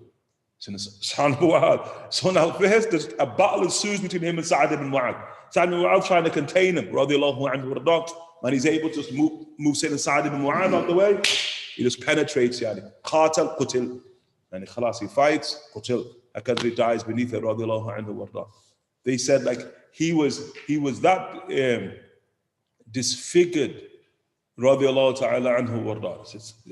He received that many blows. He has a famous sister who's the aunt of Sayyidina Anas radiallahu ta'ala anha wardaha, and her name is Haritha. Okay, Haritha. I mean, people know the tradition. She has a famous son, Haritha ibn Suraqa. Haritha ibn Suraqa was 17 years of age, who seized the throne of Allah Ta'ala. That Haritha ibn Suraqa there, he's the cousin of Sayyidina Anas ibn Malik rahimahullah Ta'ala. And so his mother, who's called Haritha, or her name is Rubayya'. Her name is Rubayya'. And Rubayya' bint Nadar. And Rubayya' there, he said Rubayya', now when she comes to look at her brother at the end of Uhud, she could only recognize him by his banan, his fingers, right as by his teeth. There's something on him, she knew that was him. He was so disfigured by the battle, Sayyidina Anas ibn Nadar, rahimahullah ta'ala, as were other companions, radiallahu ta'ala anhu, wa amhum wa ardahum. Sayyidina Sa'd ibn Mu'adh, the Imam, rahimahullah ta'ala, the great Imam of the Sahaba, radiallahu ta'ala anhu wa ardahum. On the day of Badr, he protects the Rasul, sallallahu alayhi wa sallam. Sayyidina Dhaqwan al-Abd Qais, likewise, from the Sahaba, with the Ansar, who protects the Rasul. As Sayyidina Muhammad ibn Maslama, that famous enforcer of the Prophet sallallahu alayhi wa sallam, enforcer and assassin, bodyguard of the Rasul sallallahu alayhi wa sallam. Sayyidina Muhammad ibn Maslama, the few people from the elders of the companions who bore the same name as the Rasul sallallahu alayhi wa alihi wa sahbihi wa sallam. And subhanallah, if you look at the fiqh and faith of Sayyidina Muhammad ibn Maslama, even in times of fitan amongst the Sahaba themselves, he wouldn't engage. He said you'd come into Medina to Munawwara and you just see a tent pitched in the midst of Medina to Munawwara. And who's inside of the tent? Muhammad ibn Maslama. He said, why do you pitch your tent? He said, I do not take residency in a place of fitna. Although he's from Medina, has a house in Medina, he left his house, pitched a tent, like, I'm itinerant here. So all of this is sorted out. Like, he never engaged in the fitna qat, and that's one of the most dangerous of Sahaba. He said he, like saying Abdullah bin Umar and others, he went and took his swords, smashed up his swords in the age of fitna, radiallahu anhu warda. And he said, because the Rasul explicitly told me. And he said, to the point that the Rasul told me that if a man enters into your house, look at the Rasul, if a man enters your house to kill you, ya Abdul, ya Muhammad, the Prophet says, you take your rida, and do that. Throw it over yourself. The Rasul don't retaliate. In the age of fitna, the Prophet told him about the age of fitna, and when it comes, if a man enters into your house, then do not retaliate. Muhammad Nassim, capable, radiallahu anhu warda. Sure. You know what's frightening about the Rasul sallallahu alaihi wasallam? The Rasul don't do hypothetics. Man going to enter into his house. That's how he dies. A man from Jordan, from Urdun. It said the man from Jordan, in the age of fitna, enters in the house of Muhammad al-Maslama, and the Maslama hakada. Man kills him there, radiallahu anhu. I thought a man who is capable. Muhammad al-Maslama could have closed his eyes and killed that individual. If you understand who Muhammad al-Maslama is, radiallahu anhu. But look at the ta'ah for the Rasul sallallahu alaihi wasallam. He's like, what faces me now? Disobedience to the messenger of God, and remaining in the dunya, or obedience to the messenger of God right now and meeting the messenger of God in the akhirah. Which one? Easy choice for these type of people. And they say from the day the Prophet ﷺ passed away to the day he passed away, which is over 30 years later, he fasted. We saw. He said every day you fast, and we saw the basis of you eat nothing and you drink nothing. The basis of it. Ibn Hajar has it. Ibn Hajar, Imam al-Dhahabi has it inside of Sir Alam al-Nubala and the Bible of Muhammad ibn Maslama there. Subhanallah. He never ate for 30 years. How you figure that? How you understand that? Of the most capable people inside a battle, nothing. Although there is, I'd say, a caveat there, Allahu A'lam, the caveat, he said that Muhammad ibn Maslama in his fiqh, the fiqh of Muhammad ibn Maslama, he used to believe the hailstones don't break your fast. That's what it is, that hailstones don't break. So if hailstones come from the sky, I used to believe that doesn't break your fast. Say the Muhammad ibn Maslama. But then you ask, well, ain't no hailstones falling in Arabia anyway, is there? It's not like they have it. But shuf, that man towering, radiallahu anhu, fascinated. Sayyidina Muhammad Maslama, and God for the Rasul sallallahu alaihi wasallam, God for the Khilafah, like Sayyidina Umar ibn Khattab. For the loads of riwayah where it mentions that the people of Kufa who were never seen necessarily in a good light, especially with the Sahaba, used to complain about the Sahaba and the Kibar of the Sahaba. And so they complained to Umar, a Hajj, about Sayyidina Sa'ad ibn Abi Waqqas, who's coming now. Sayyidina Sa'ad, so they complained about Sayyidina Sa'ad ibn Abi Waqqas. And so Umar said, what's your complaint about him? And so they say about Sayyidina Sa'ad, Sa'ad there, Sayyidina Sa'ad ibn Abi Waqqas, that he's got a door on his house. Umar's like, a door? Yeah, and he said, he's got a door, a door, like a front door, a door. Umar said, door, yeah. So Umar ibn Khattab commands Sayyidina Muhammad bin Maslama. He says, Muhammad bin Maslama, go to Kufa. Get to Kufa, find the house of Sa'ad. If Sa'ad's got a door, burn it down. Burn the door down. So Sayyidina Muhammad bin Maslama goes all the way to Kufa, Muhammad bin Maslama finds it, in the house of Sa'ad. It's got a door, torches the door. Torches the door and gets off back to Medina, With that, subhanallah. Muhammad bin Maslama radiallahu anhu warda. Allah Ta'ala bless radiallahu anhu warda these great imams, rahimahullah ta'ala, the poet of the Banu Israel who used to insult the Prophet sallallahu alaihi wasallam.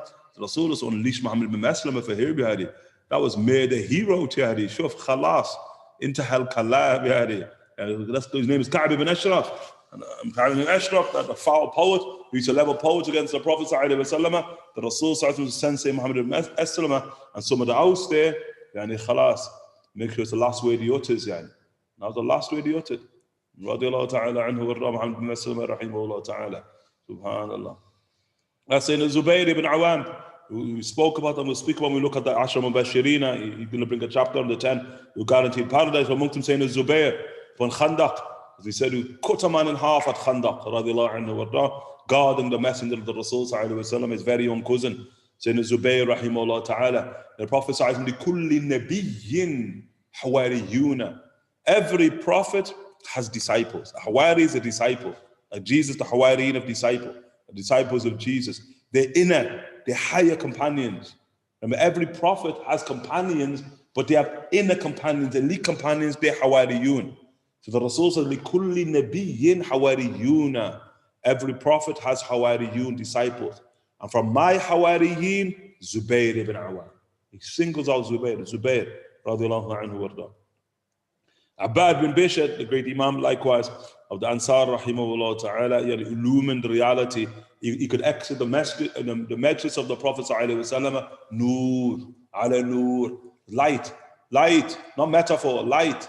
So the Sahaba would observe Sayyidina Abbad bin Bishr and Sayyidina Hudayr ibn Asid, Ibn Usayd, Sayyidina Hudayr ibn Usayd, or Asid. Sayyidina Hudayr there is the right-hand man of Sa'ad ibn Mu'adh from Banu Aus.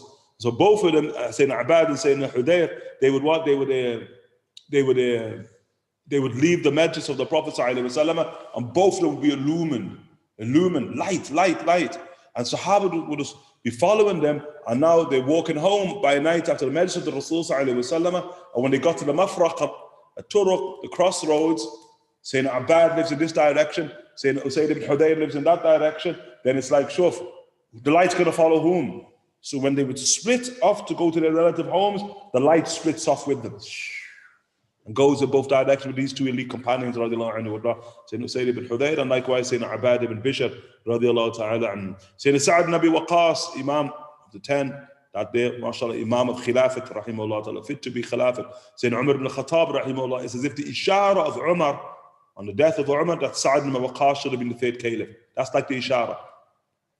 And Umar ibn Khattab says, choose. He said, if you choose Sa'ad, because he elects a council of 6 people who can become the caliph, and another one who can choose, that's his own son Abdullah, who can choose but can't become the caliph. You hear it?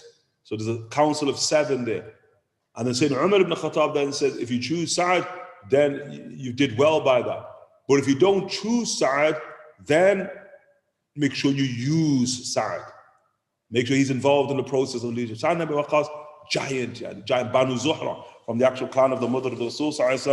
That's again probably the most important companion of the Rasul in relation to dua. Sa'ad ibn Abi Waqqas. He raises his hands, and if it's against you, you better run. But don't worry, the dua will find you. Got a tracker device.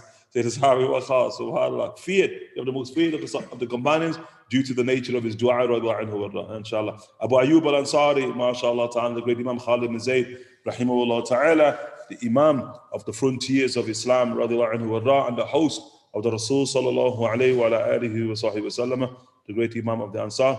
Likewise, at Khaybar, he would guard the Rasul sallallahu alayhi wa sahbihi wa sallam, Sayyidina Bilal al-Wadi al-Qura, radiyallahu ta'ala anhum ajma'in. Tayyib, inshallah ta'ala. Anyone have any questions? Inshallah ta'ala, any questions? Do you have any questions?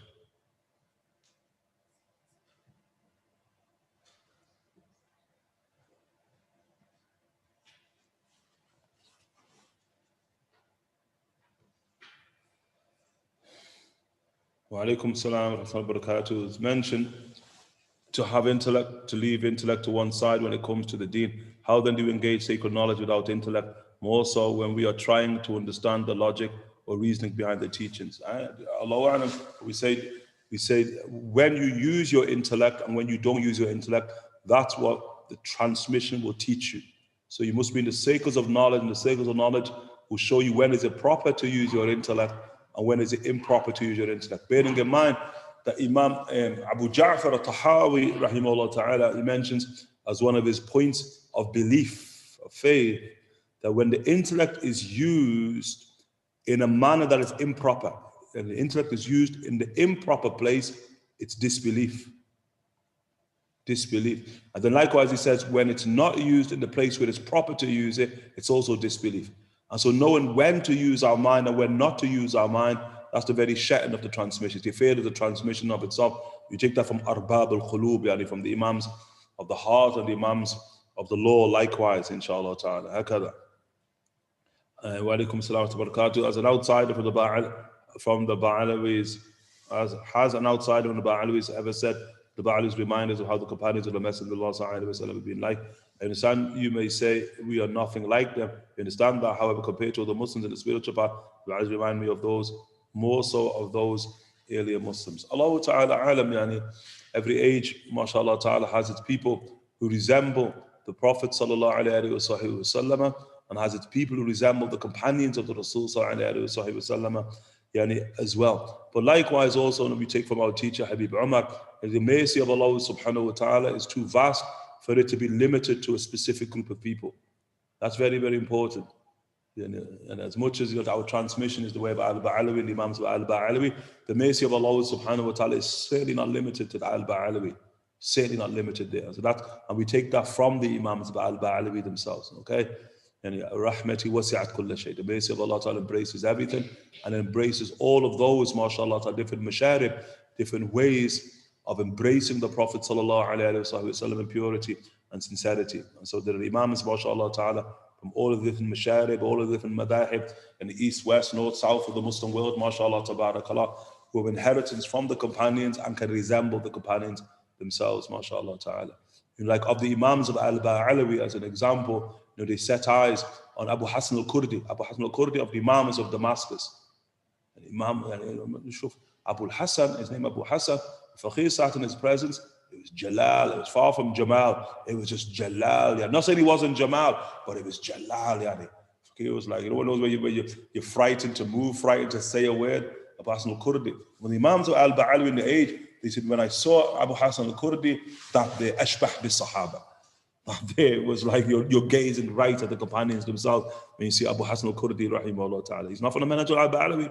He's from the Imams of, mashallah ta'ala, Damascus, mashallah ta'ala. And Murabbi, it was Murabbi, especially of women. Yani. He had a particular sort of interest in ensuring women reach degrees of scholarship and piety. Abu Hassan al-Kurdi, rahimahullah ta'ala. He passed away, rahimahullah ta'ala. The great Imams, those Imams who were in Damascus, you had to know them. The Imams of the Quran, the Qira'at of the Quran, subhanallah, Imam, yani, subhanallah. But hakada, we say, I said, inshallah ta'ala should be clear. Yani, regarding the situation about the Rasul sallallahu alayhi wa sallam, he was in the footsteps of Sayyidina Bilal. In part, as you mentioned, it was due to Sayyidina Bilal having no rancor towards any Muslim in his heart. There's also a tradition about the footsteps being hailed because Sayyidina Bilal would pray two riwayahs. One riwayah is about Salamat al-Sadr, the other riwayah that every time that he would make wudu, he would pray 2 rak'ah of wudu, to pray 2 rak'ah just for wudu. And so now when we have what's called sunnatul wudu, we pray 2 rak'ah. When I make wudu, I pray 2 rak'ah. When you do that, shuf, that's Sayyidina Bilal's sunnah. I came from Sayyidina Bilal, and that's one of the reasons, radiallahu anhu.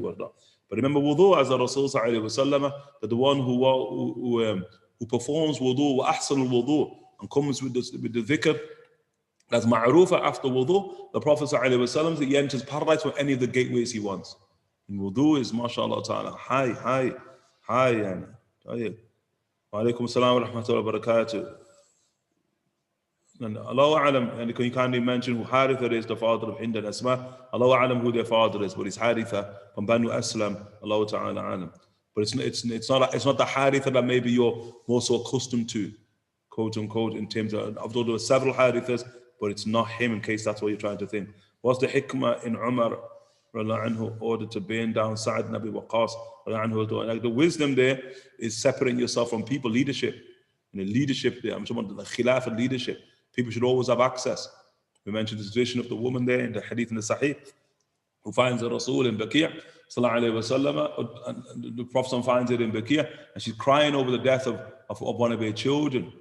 Okay, and then when she sort of tries to the Rasul reprimands her, and be patience better for you. Come anni, and leave me alone. You haven't experienced my pain. And then when she's told this to the Prophet sallallahu alayhi wa sallam, then she pursues the Rasul to his house. But when she gets to the house of the Rasul sallallahu alayhi wa sallam, ma wajadtu bawaba. Look, I didn't find bawaba, any doorman, any guard, anybody to prevent me from the Rasul sallallahu alayhi wa sallam. That's Rasulullah sallallahu alayhi wa sallam. And so access now. Access to leadership. Akad Umar ibn Khattab rahimahullah ta'ala, mashallah tabarakallah, was sort of more so referring to herein. I mean, subhanallah, we saw that in our teachers. Like I remember of the first time we sat with Habib Umar, I remember said 24/7. So no matter what time of night you need me, come find me. I remember explicitly that was where it was Habib Umar. No matter what time, come find me. And we've been to Habib Umar's house, so for like 2, 3 in the morning, gone to his house that time, It's not like we with him or what have you, gone to find him, because Habib said it, Habib said it. So but that day we see Nabawi there, that the earth, radiallahu ta'ala anhum wa ardahum, was that Ibrahim Bishop shot with an arrow, supposed to say during the salah, and resume praying. During his prayer, not resume praying, he just continued praying. He was shot, and he was guarding the frontiers in Ibrahim Bishop, and the blood's dripping from him. And the companion who's on what night duty with him was gone to sleep because he was taking it intense. He wakes up feeling the blood of Ibrahim Bishop as he's getting shot, and he wakes up, Abad, you're being shot. Abad saying, the sweetness of the Quran distracted me. He's just in Quran, subhanallah. And somebody asked, the Prophet sent him there to guard the frontiers, and he goes into prayer. He sends his companion to sleep, and then he just goes Allahu Akbar into prayer. But their prayer different. Now, you look at the statement of Sayyidina Umar ibn Khattab, rahimahullah ta'ala. Umar ibn Khattab used to say, Kuntu uratibul jayush wa ana fi salah. I used to organize armies from the midst of prayer. Like the control center was salah. From the midst of prayer, he would organize the armies that would dispatch to the world. I say that Abad radiallahu anhu can keep a good eye if there's any threat, real threat, from the midst of prayer radiallahu anhu, but he's not necessarily keeping a good eye on himself, is he? He's getting shot, radiallahu anhu. I pray you're all well. Was olive oil the only oil the Messenger of Allah sallallahu alaihi wasallam used to oil his hair with? That's what's known, that the Prophet sallallahu alaihi wasallam used to use olive oil sallallahu alaihi wasallam. Although we have traditions, but we're not. Allah hasn't seen the tradition of his usage of it, but we've seen the tradition of the Rasul encouraging the use of ban oil. Traditions there of ban oil. So ban oil, no doubt, was an oil that was used inside the age of Medina, encouraged by the Rasul sallallahu alaihi wasallam. Today you'd call it moringa. So today they call it the miracle oil, the moringa oil. That moringa sunnah, from the perspective that the Rasul commanded its usage, and the Sahaba certainly used it. In particular the Rijal, in particular the men from amongst the Sahaba, they make mention. But I haven't seen a tradition, not saying it's not there, not saying it's a tradition that says the Rasul himself used the moringa or the ban oil sallallahu alaihi wasallam. But it could be the case. Olive oil overwhelmingly is the supreme oil. That's the supreme oil. olive oil. How can we do khidmah of the Prophet sallallahu alaihi wasallam? Sharia. Like Muhammad Jasus rahimahullah ta'ala says, living the Sharia of the Prophet sallallahu alaihi wasallam, that's khidmah to Rasul sallallahu alaihi wasallam. How can you do khidmah of the Rasul sallallahu alaihi wasallam? Learning his life and his shama'il. And Muhammad Jasus mentioned it, that khidmah of the Rasul sallallahu alaihi wa alihi wa sallam. Da'wah ila Allah subhanahu wa ta'ala. And da'wah, and those who call unto Allah subhanahu wa ta'ala and who build those institutions that facilitate, quote unquote, the teachings of the Rasul sallallahu alaihi wasallam and its dissemination in the age in which we live in. When shuf, and khalas, it's on the verge of extinction, verge of extinction. And those great institutions that preserve the teachings of the Rasul sallallahu alaihi wasallam in the lands of the Muslims are on the verge of extinction. If you're going to ask, well, what if someone says, I want to go and study the religion of Allah subhanahu wa ta'ala, you ain't getting off 2 fingers. Or 2 hands, sorry. You ain't getting off 2 hands in terms of institutions. And that's nothing to be proud of inside of this age. And often it's clear we're in a state of retrogression. It needs a type of tajdeed, although the principles of tajdeed have already been well set in motion, but it needs people now to build on the basis of those foundations and principles. Okay, again, our age, we have a lot to do, a lot to do, like a lot, unbelievably a lot. And we should never be satisfied with whatever we do. When people build Felicity House and you're satisfied, and walk hard, walk hard. If you start, people like, we're doing Olive Mountain, whatever, when we did that, sure, whatever, walk hard, walk hard, sure. We got to build till the day we die and then leave a legacy upon our children, keep building. Sure, keep building, Allah A'lam for the Fakir, it's like, subhanallah, it's like the Himyari. The Himyari, the As'ad al-Kamil, the Himyari, the king upon the Himyar, As'ad bin Kamil. So As'ad bin Kamil, when he makes his pilgrimage to Jerusalem and he passes through Medina to Munawwara. And when he reaches Medina, then Yathrib, the Jews of Medina, they tell As'ad bin Kamil that, sure, the prophet at the end of the time, the last prophet, Mahjaro, he's coming to this city and he's going to live here. As'ad bin Kamil, you're going to come live here? You're going to live here? As'ad bin Kamil builds a house. So you're going to live in my house. Like As'ad bin Kamil, sure. How many centuries between him and the Rasul sallallahu alaihi wasallam? Doesn't matter. Look how he builds for generations to come. Shuf, builds a house for the Rasul. He comes, he dies, his children come, they die. Shuf, ends in the hands of Abu Ayyub al-Ansari. That same house. And then the Rasul enters Medina. Where does he go? Leave her alone. She's under command. Shuf, right in the house of the house. You can say Abu Ayyub al-Ansari's house. Was sahih. Bayt Abu Ayyub al-Ansari. But more so, it's the house of As'ad bin Kamil. Centuries before, the Niyya, there, radiallahu anhu warda. Shuf, kalab, subhanAllah, I remember we first went to Tarim, the Dawrah of Tarim, it's like the third Dawrah, third ever Dawrah, inside the Tarim, we were there, and we're in Masjid Aidid, blessed by Aidid. Allah Ta'ala blessed the Munshids there, the Munshids who sing in the Mawlid, Rawnak, and Sajid, and Abdul Rahman. And the one there in the corner, Hamza. Allah Ta'ala blessed them, mashallah Ta'ala. Because what's Habib called you now? Aidid. Habib's called their firqa, their group, Habib Umar has called them Aidid. I just thought, Avim. And they contacted a friend and said, how shall we translate it? You don't translate that, yani. That's Aidid. No translation of that term, yani.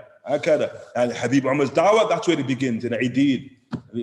House in Aidid and the Masjid Aidid, the mosque facing his old house, and Habib Umar, Hafidullah, that's what this whole dawah in Tarim was born out of. And I just thought, man, for Habib Umar to give you that name, subhanallah, that's special, yani. Habib to give that name out, yani. Subhanallah. Anyway, the Aidid, so we're in Masjid Aidid, and Habib Umar was saying there, this is mid-90s, Habib Umar is saying, he said, look at this mosque here, Aidid. This whole Aidid in Tarim was a jungle. Anyone knows Tarim? Everyone knows Tarim. Like where you see Masjid Ba'alawi, you see the Jami' and all that. That's Tarim, yani. If you look at the Zambal, Furait, the graveyard, they're outside of Tarim. Graveyards are outside the city. So anything that you're moving in the Qibla direction, quote unquote, from the Zambal, all of that brand new. And you're moving out towards Aidid now. Aidid was a jungle. That's what Aidid was. Then the Imam al-Aidid from Al-Bayt al-Ba'alawi there, he goes and builds a masjid in the midst of a jungle. Masjid, that's Masjid Aidid. Built in the midst of a jungle. Only thing there, just that masjid. They said, "Okay, you raise this money and you collect this money and you're going to build a mosque in the midst of a jungle. Who's going to come and pray here?" He said, "I am building it for you. I'm building it for you. This is for generations to come. Show off." And we sat in that mosque. The mosque back to back was packed, and the whole courtyard, just back to back. This is shuf, the mid-90s. Everyone goes, "Look, shuf." Everyone was saying this is the fulfillment of his niyyah 300 years ago. Look at that. Fulfillment of his niyyah. Shuf. Remember when we looked at Ta'if, a da'wah ila al-aslab. Our teachers, the da'wah is to the loins, yani. And ain't to the generation. People say, "Oh, sure, you got to take in consideration the age in which we live in." Forget that. Not saying that's not a degree of religion, but religion is not quote unquote. You get the point just about the age in which you live in. There are other ages to come, and especially when you build, you build for generations to come. النفع للناس يعني أما يمكث في الأرض أما ينفع الناس سيمكث في الأرض, as Allah Ta'ala says. As that which benefits people, it remains upon the face of the earth. Sure, it remains upon the face of the earth. Okay? How we ask Allah Subhanahu wa Ta'ala, Araftum khidmah. Remember, the bigger the khidmah, the bigger the love, the bigger the proximity. The bigger the khidmah. Sure. That's why subhanAllah, the Fakir, when you read the Sahaba, the same Sahaba that, you got to step back. Fakir always steps back at Anas.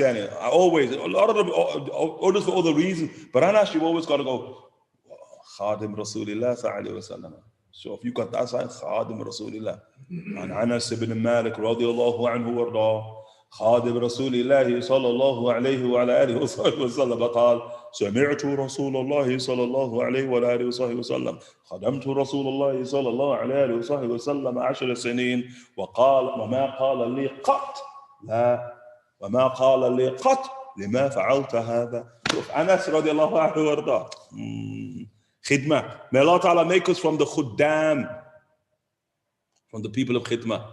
May He make us from them, subhanAllah. Bask in it, mashallah, time being able to save Allah, save the Rasul, save this deen azim. May Allah Ta'ala, mashallah Ta'ala, bless us and honor us, subhanahu wa ta'ala, to the day we die, and Jalla Jalaluhu wa Ta'ala Ta'adamatu, khidmah.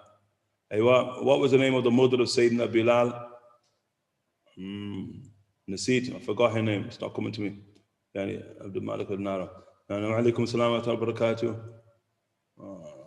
It's with a hat there, hat. It's not coming to me. It'll come to me a name, inshallah ta'ala. I've seen the Bilal.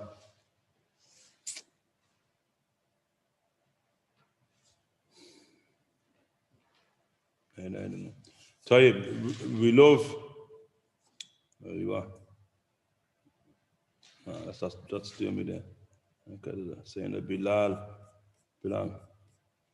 This is our Light to the Eyes book, which I don't think. Anyway, gotta find a Bilal. There.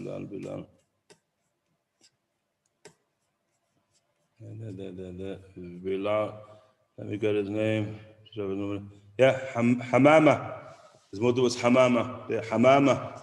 That's the mother of Sayyidina Bilal radiallahu ta'ala anhu wa ardahu. Okay.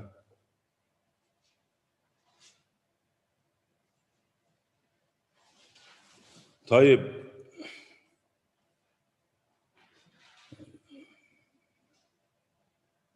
MashaAllah ta'ala, inshallah ta'ala.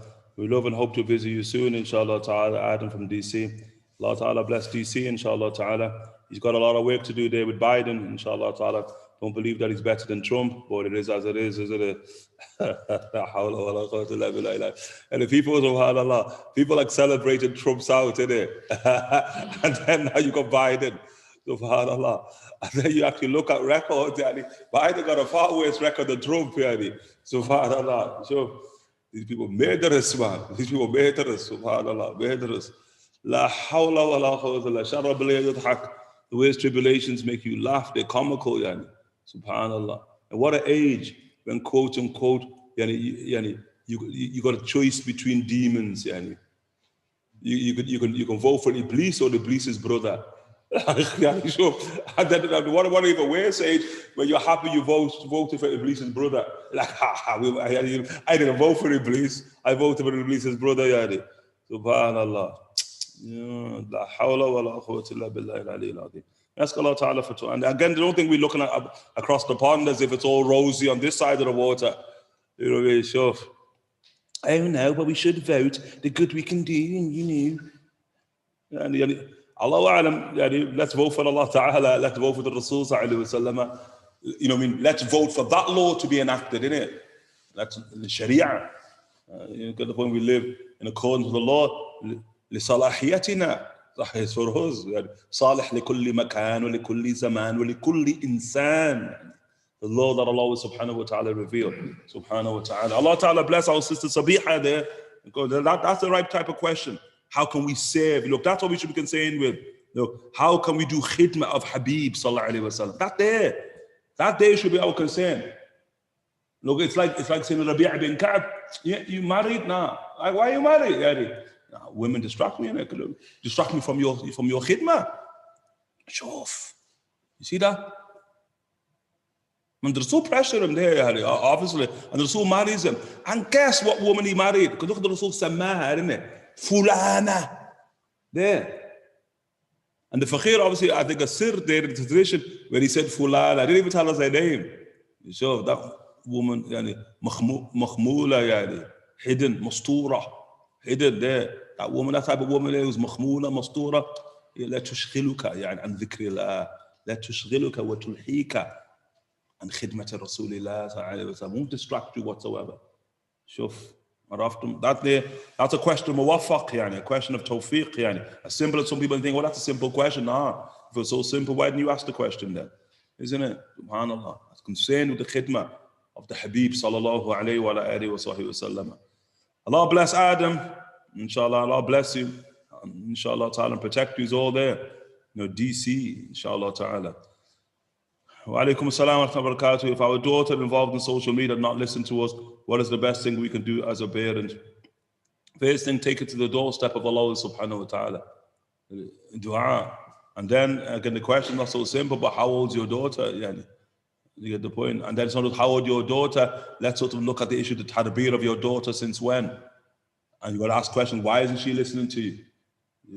Allah Ta'ala, it's difficult, and you could give your daughter the best tarbiyah, but still it is as it is. You get the point? Because we live in environments, but ultimately only save to distract us from Allah subhanahu wa ta'ala and our purpose in life. So Allah Ta'ala yahfaduka, ameen, yahfaduka. Allah and the Faqih would say of the intelligent things to do is to what? Is to educate your daughter as to the harmful effects of social media. I know that documented the social dilemma there. That day is like Allah on board is on being wajib for everybody to watch. That day, wajib to watch. And I think there's a degree of wujub of parents watching it with their children, especially their teenage children, to show the harmful effects of social media, and the ones who are speaking about it are the ones who brought it about in the first place. You get the point? And the documentaries, I think, Allahu A'lam, of the most important documentaries so far in the sort of age in which we live in, this contemporary age. No doubt, the social media has an overbearing effect, quote unquote. As one of them mentioned there, the one who created the irony, he's the one who created virtual reality. Like the ultimate purpose is to bring about an incremental change in perception and action. That was frightening, because that there, what he's saying there, Allah for the Faqih, that is the basis of tarbiyah. Tarbiyah wants an incremental change in perception and in deed. You get the point to a point of perfection. That's tarbiyah for good. But he mentioned that statement for tarbiyah for evil, That is the same war. It's one war that's being fought. It's a war that's being fought over the perception of man. Like how we see the word, Allahumma arini haqqa haqqa. Allahumma arini batila batila. As the Rasul sallallahu alayhi wa sallam's dua, it's the war over that. وَرَزُقْنِي اتِّبَاعًا وَرَزُقْنِي اجْتِنَابًا. And give me the ability to embrace it, give me the ability to shun it, Shun it. It's one war, And I said, subhanallah. And he said, I said, subhanallah. And my man was the one who invented virtual reality. I just said, you got a lot to answer for, Yawm al-Qiyamah, Allah, if this is istighfar, Allah, your istighfar, if this is your tawbah, whatever it is, we got a lot to answer for. But alhamdulillah, better late than never, Just continue on the journey, find Allah subhanahu wa ta'ala. Allah alam, ameen. Allah yahfaduka wa yahfad ahlak. And Allah Ta'ala protect you and protect your family, inshallah Ta'ala. نحن جميعا, all of us.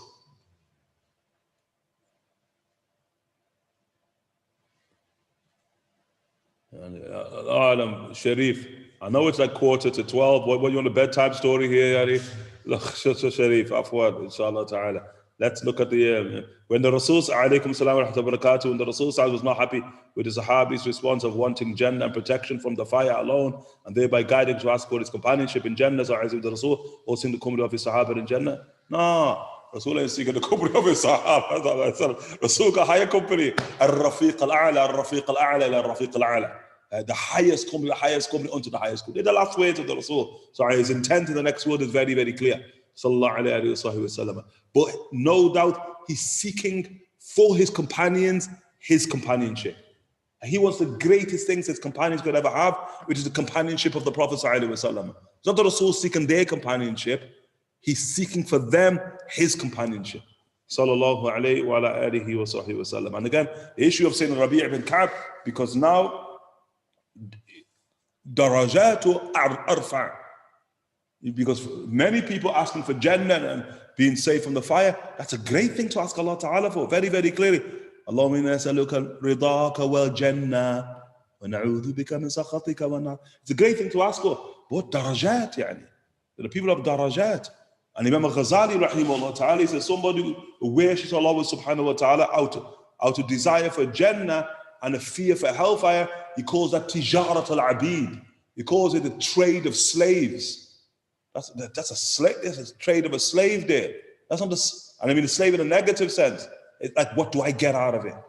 Imam Ghazali rahimahullah ta'ala says, Sajid, who Sajid is? Is that Sajid? Master Sajid, is it?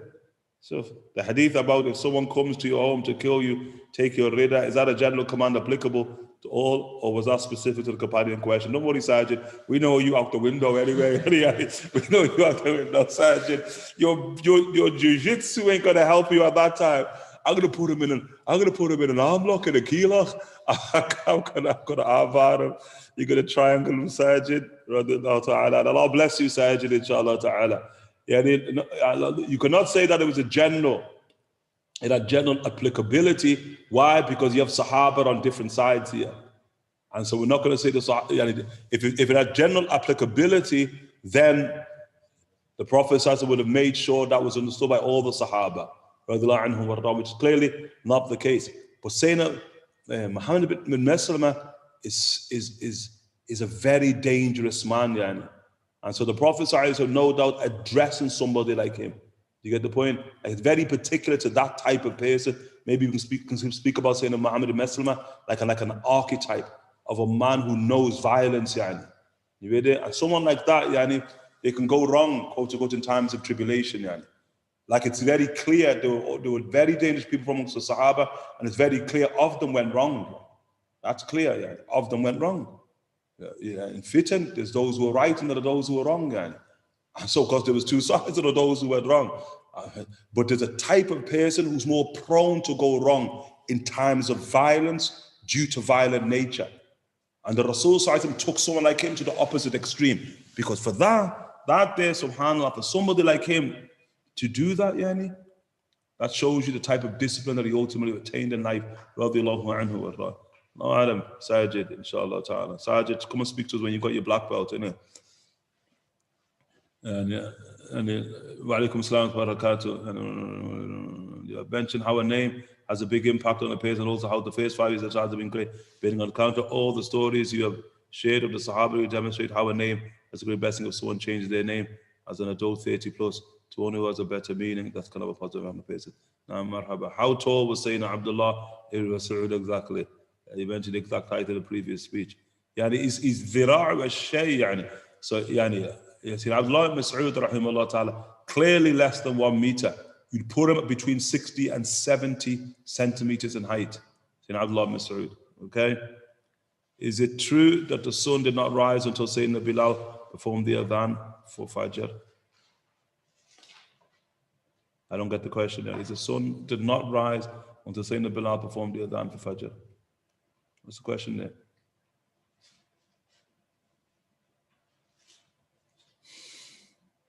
And Allah Ta'ala alam. Remember, this is the tradition of the Rasul in Medina is two. Allah alam, what we're asking there. Anyway, but know that the Rasul has two muadhins in Medina, ordinarily, Sayyidina Bilal and Sayyidina Abdullah ibn Maktoum.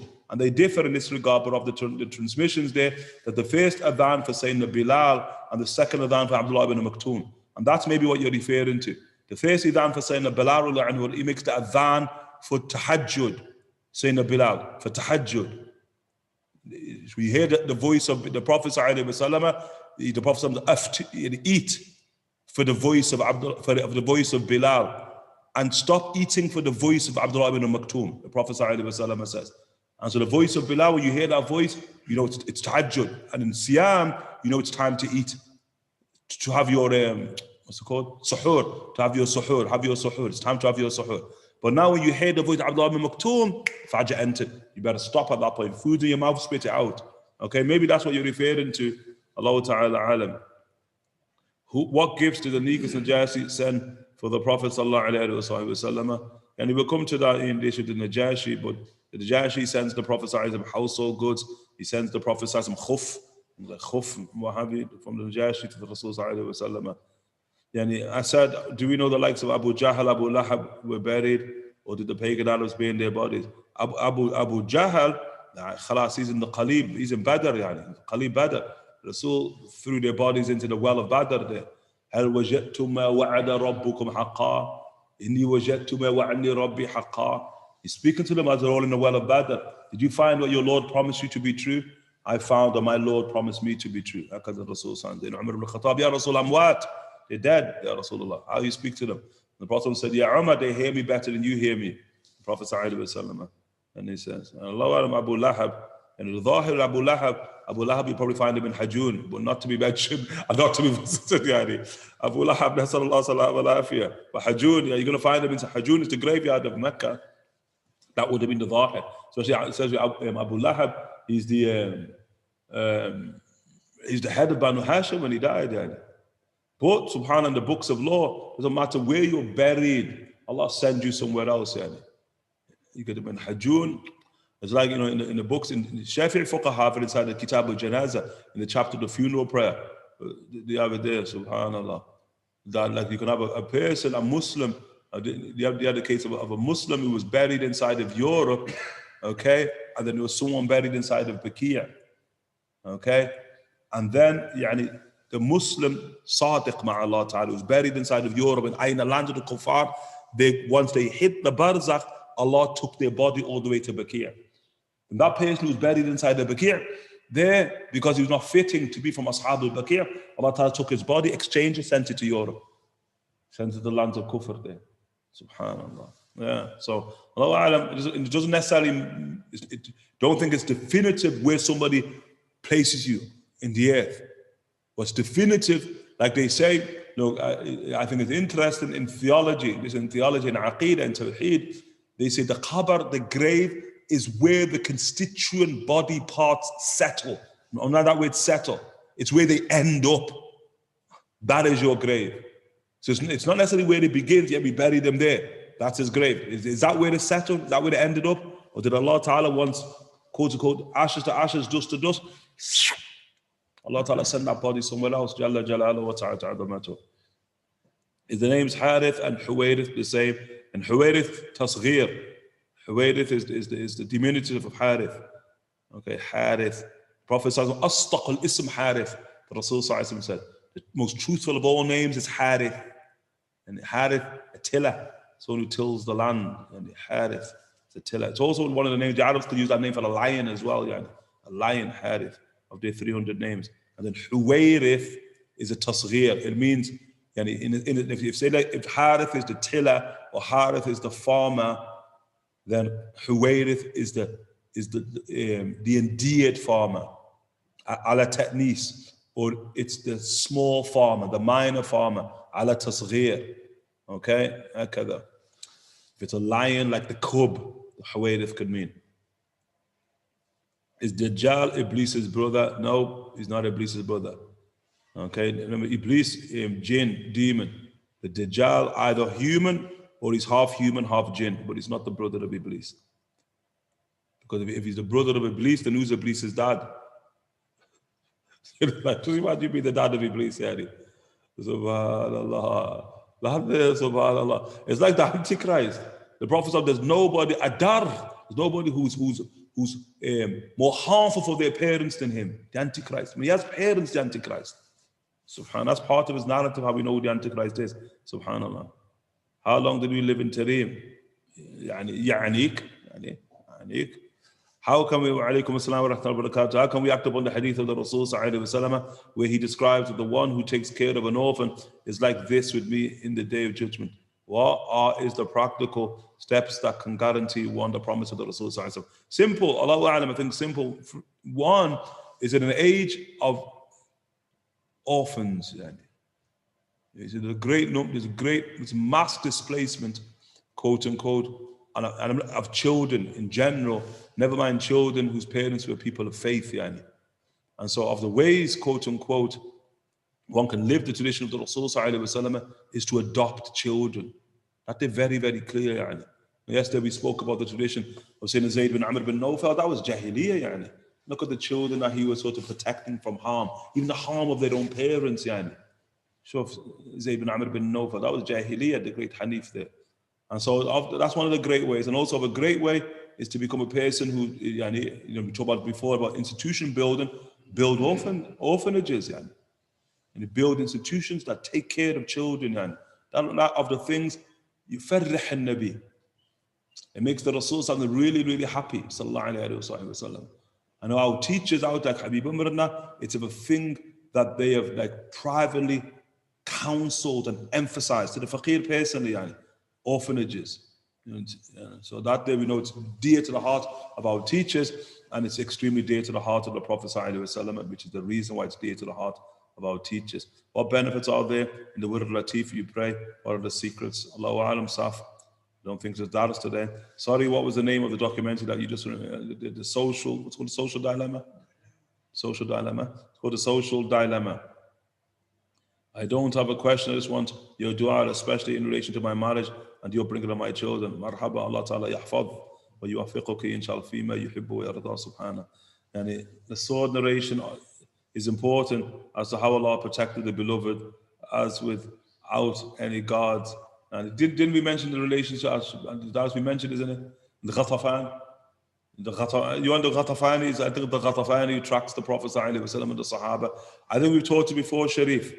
If it's so important, shuf, inshallah, Sharif, check the previous classes, you'll find it there, inshallah ta'ala.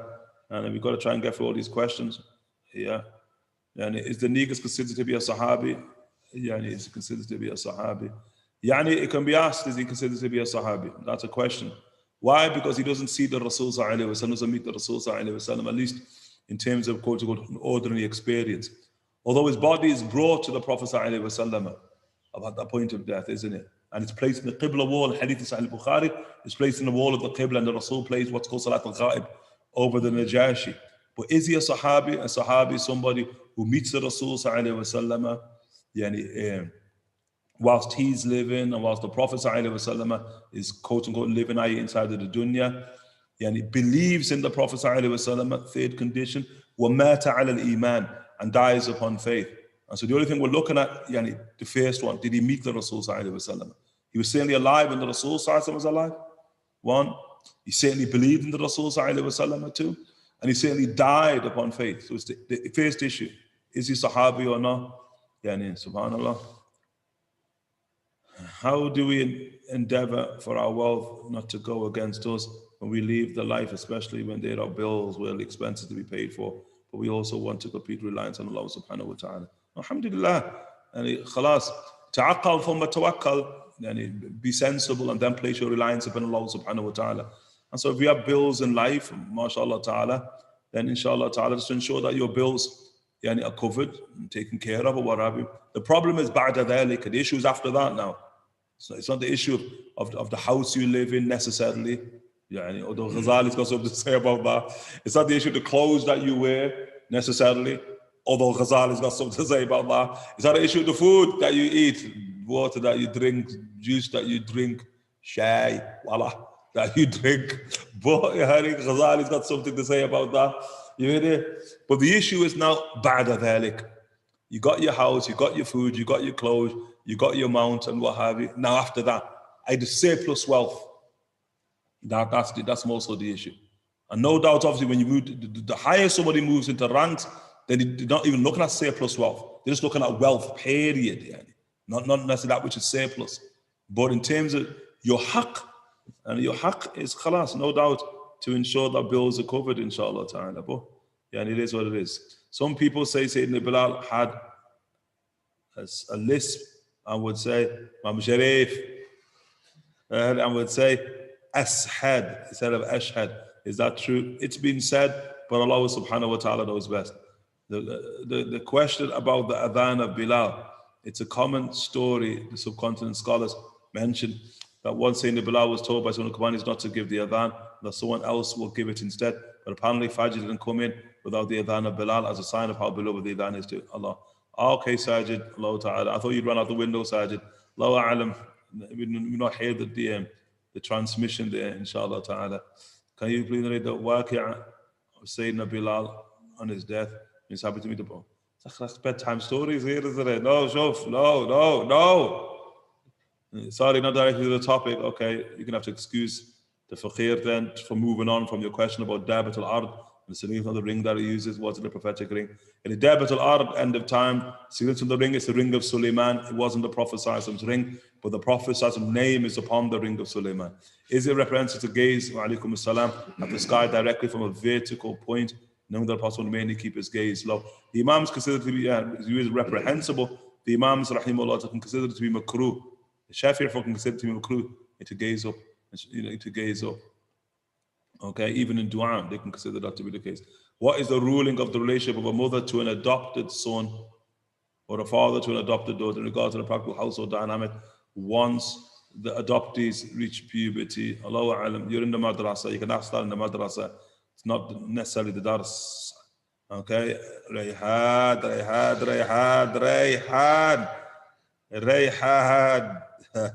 Wa alaykum salam wa rahmatullah wa barakatuh wa maghfiratuh. Yesterday you mentioned that Aisha would say we learn faith before we learn the law. How do we learn faith? How do we learn enough iman to attain yaqeen? We said that. Simple thing there, we'd say ibadah. Wa'bud rabbaka hatta yatika al-yaqeen. Allah Ta'ala says, worship Allah subhanahu wa ta'ala until certainty comes unto you. Worship very, very important. I think Imam Ghazali, rahimahullah ta'ala, he says a child who's not been exposed to the world of doubt and skepticism, a child born pure, kullu mawludin walida ala fitra, and they've not been exposed to the world of doubt and skepticism.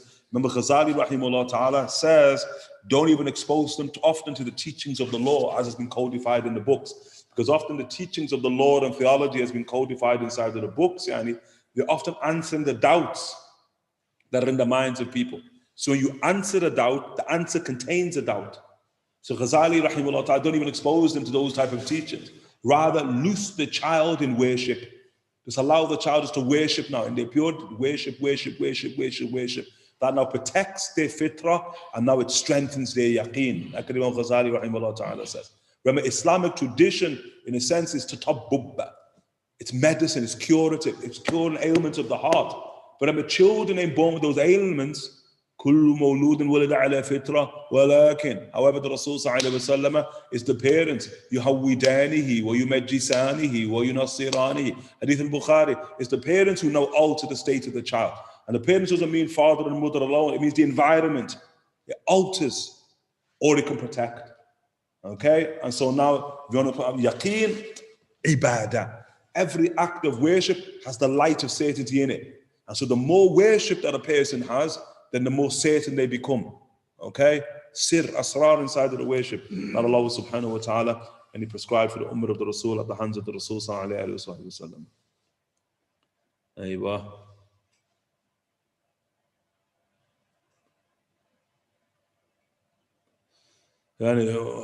You mentioned, once happened to a walk of poverty.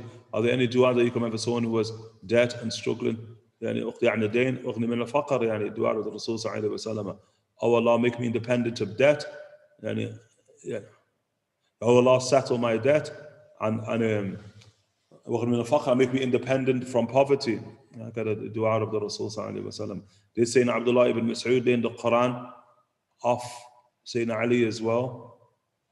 And not that the Faqih knows of. Then Sayyidina Abdullah Mas'ud laying the Quran of Sayyidina Ali ibn Abi Talib. Definitely not what the Faqih knows here. Remember Sayyidina, during the life, Sayyidina Abdullah Mas'ud, subhanAllah, he's taken directly of the Rasul sallallahu alaihi wasallam. He's not going to take an intermediary there. Okay, and remember in the age of the Prophet in particular, I'm just saying as a point to emphasize Abdullah Mas'ud, it's not going to be said anybody's greater than him in the Quran. He's not going to have an intermediate. Abdullah Mas'ud towering in the book of Allah subhanahu wa ta'ala. It's only him and Sayyidina Ali ibn Abi Talib who ever said that there's not a single verse that has been revealed. Say that I know that verse, I know when the verse was revealed, I know the meaning of that verse, I know where the verse was revealed. They have a heart of the book of Allah ta'ala. Abdullah Mas'ud towering. So Allah, and did he learn from Sayyidina Ali ibn Abi Talib? Never heard that ever being said. What advice would you give a student of deen that are worried about finance and income in the future? It's been written.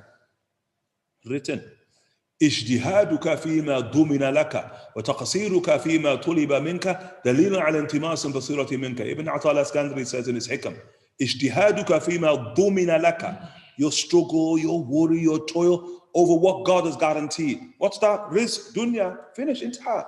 Rizq guaranteed, guaranteed. Khalas. Why are you going to worry over something? But he says your worry, your toil, your struggle, your endeavor for what God has guaranteed. وَتَقَصِيرُكَ فِيمَا طُلِبَ مِنْكَ, but you fall short in what Allah Ta'ala requires from you. دَلِيلٌ عَلَى انْتِمَاسٍ بَصِيرَةٍ مِنْكَ. It's a proof that your basira has been extinguished. Like Ibn Atta al-Iskandari said, his aphorisms. And people who worry over dunya and chase dunya. Okay. That day, the feldspar, weak point of the ummah, the Rasul sallallahu the chasing of the dunya in and of itself. Subhanallah. Subhanallah. Dunya come to you. Dunya come, Subhanallah. The faqih, you look inside of your own life, and dunya come, innit? And also you hear that from your teachers, don't worry, dunya come. Don't worry about the dunya come. Whenever it's needed, look, dunya come. Akad Allah subhanahu wa ta'ala, don't you worry about it. Allah. Focus on Allah. Akad they say, don't worry about that element, yani. So, akad, the faqih says, sah, haq. The faqih says, subhanallah. Sure. Yesterday you mentioned Aisha would say within for you. You said that, Rayhan. The Messenger of Allah forbade a man to cover his mouth during prayer. And Yahya narrated from Malik ibn Abdul Rahman. Rayhan. How is it possible for some Sahaba to have hundreds of wives without having practiced temporary marriages? How were these marriages different from mut'ah? Look, you've just made all your own conclusions here. You've gone from hundreds of marriages to now having temporary marriages, and how these hypothetical temporary marriages is it mut'ah or is it different from mut'ah? And slow down, Rayhan, you move too fast, and he sure. Regarding other Rasools of carry with him at all time, the olive oil or paving oil, both. Okay, أحبك في الله أحبك في الله. MashaAllah, Rayhan, Allah Ta'ala bless. جزاكم الله خير. الله يوفقكم فيما يحب ويرضى سبحانه وتعالى. جزاكم الله خير. وصلى الله على سيدنا محمد وعلى آله وصحبه وسلم.